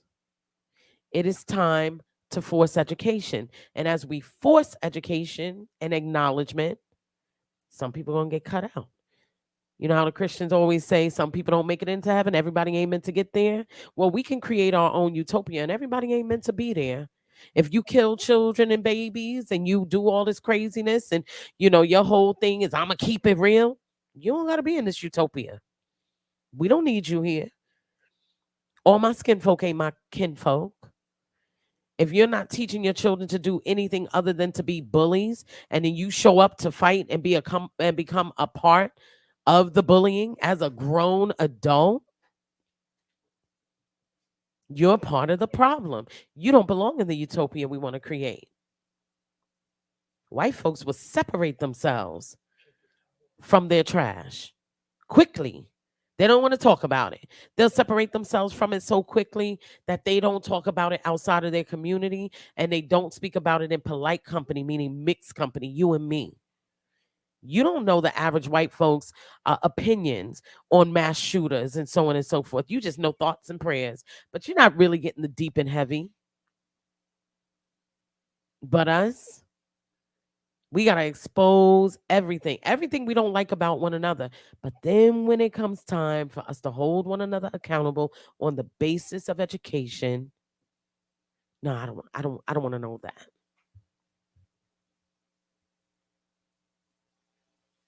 We live together. 80% of us live with one another. As your mother ages and you live in another state, she's living around people who look like you. Now you got to trust them. As my daughter is walking through New York City on her commute every day, I got to trust her with people who look like you. Statistically, it is going to be, if it happens, someone who looks exactly like her father who will hurt her. But accountability is too great.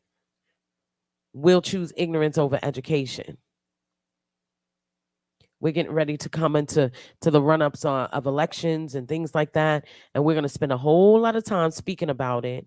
But we're going to spend more time talking about how Greg Abbott is hurting us in Texas and DeSantis is hurting us in Florida. Devontae is hurting us right here in Richmond.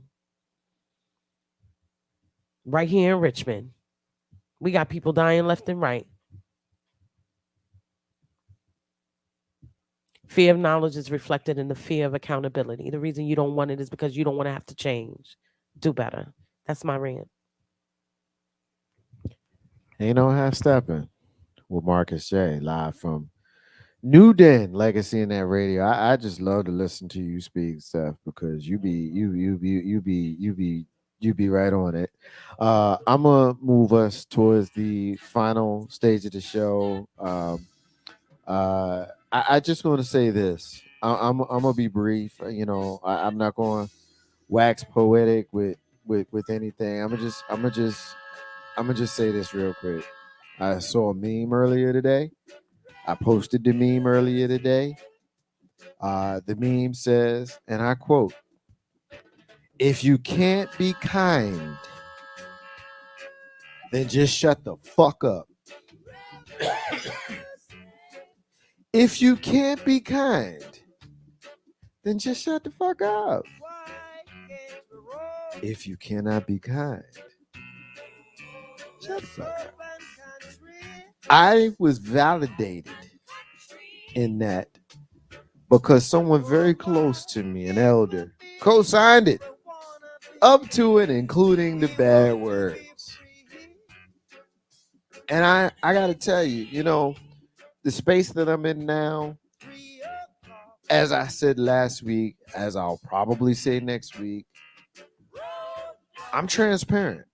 And so I want to share with you as I move through this new stage in my life. It started at 44 and a half. I'm 47 and a half now. So almost 3 years I've been in the stage, and it's really been a stage where I'm like, yo, you want to fight? You want to argue? You know what I'm going to say?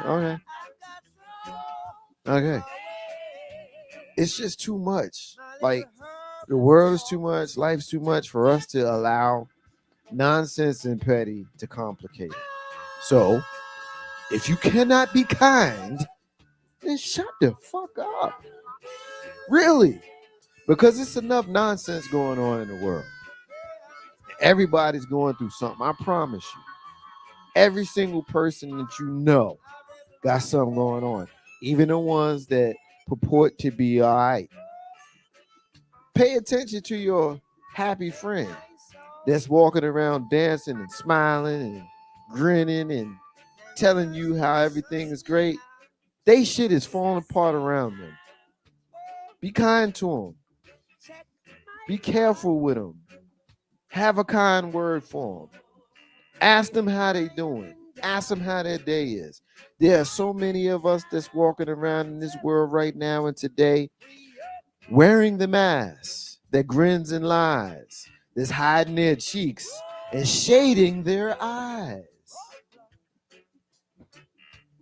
It's nice when we carry ourselves through the world, through the life, like ain't nothing going on with us. None of us want nothing to go on with us.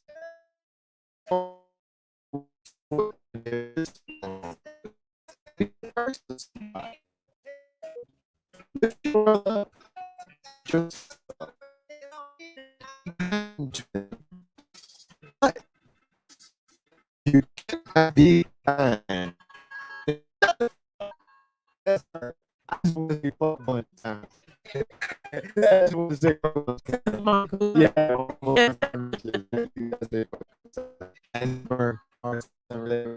We my independence. Keep the legacy. Want to say peace. All the stars.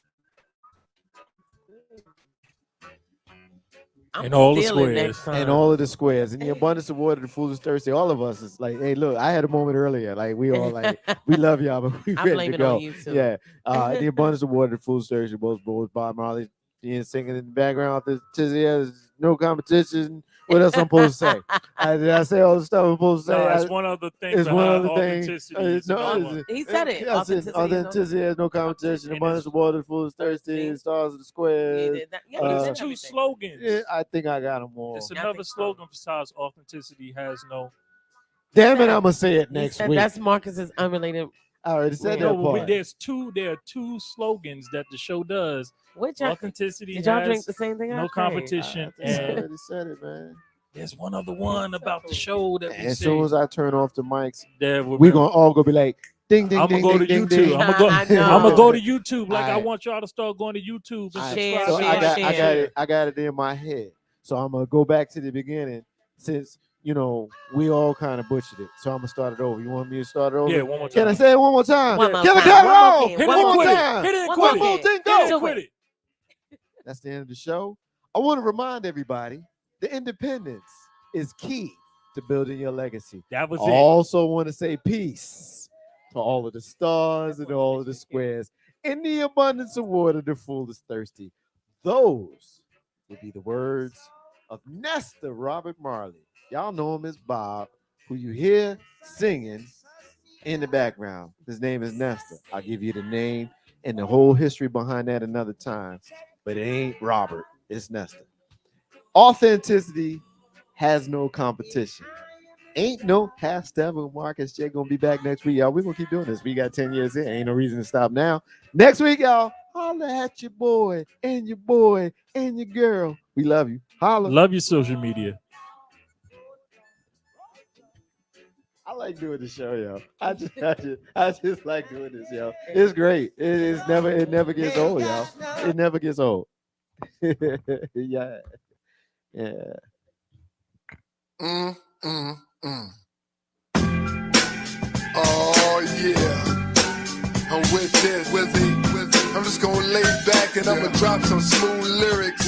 So tune in 7 to 9:30 and don't be late. We about to set it straight. Ain't no half stepping with Marcus J. Word.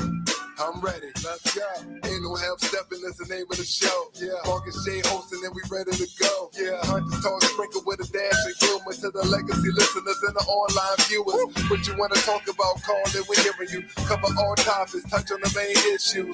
With the flow in this show, bring the heat. The word on the street, Wizard Earl on the beat. We superb in the D, legacy online. 7 to 9:30, please be on time. Ain't no half stepping with Marcus J, my brother. If they can't hang, word to their mother. And he been on this grind for a while. Brother so smart, plus brother got style. Up in Richmond, we on the mission, we full force. And listen up, this Marcus J start to talk, running back. And he been on this grind for a while. The brother so smart, plus brother got style. Up in Richmond, we on the mission, we full force. And listen up, this Marcus J start to talk.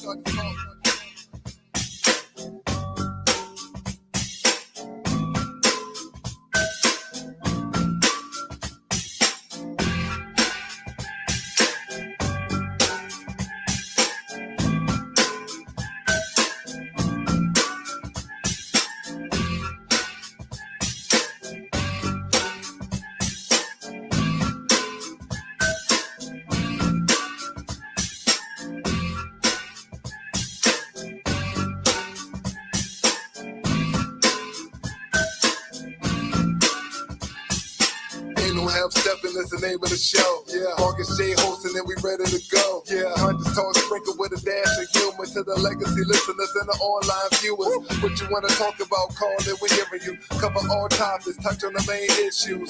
With the flow in this show, bring the heat. The word on the street, Wizard Earl on the beat. We superb in the D, legacy online. 7 to 9:30, please be on time. Ain't no half stepping with Marcus J, my brother. If they can't hang, word to their mother. And he been on this grind for a while. My brother so smart, plus brother got style. Up in Richmond, we on the mission, we full force. And listen up, this Marcus J start to talk.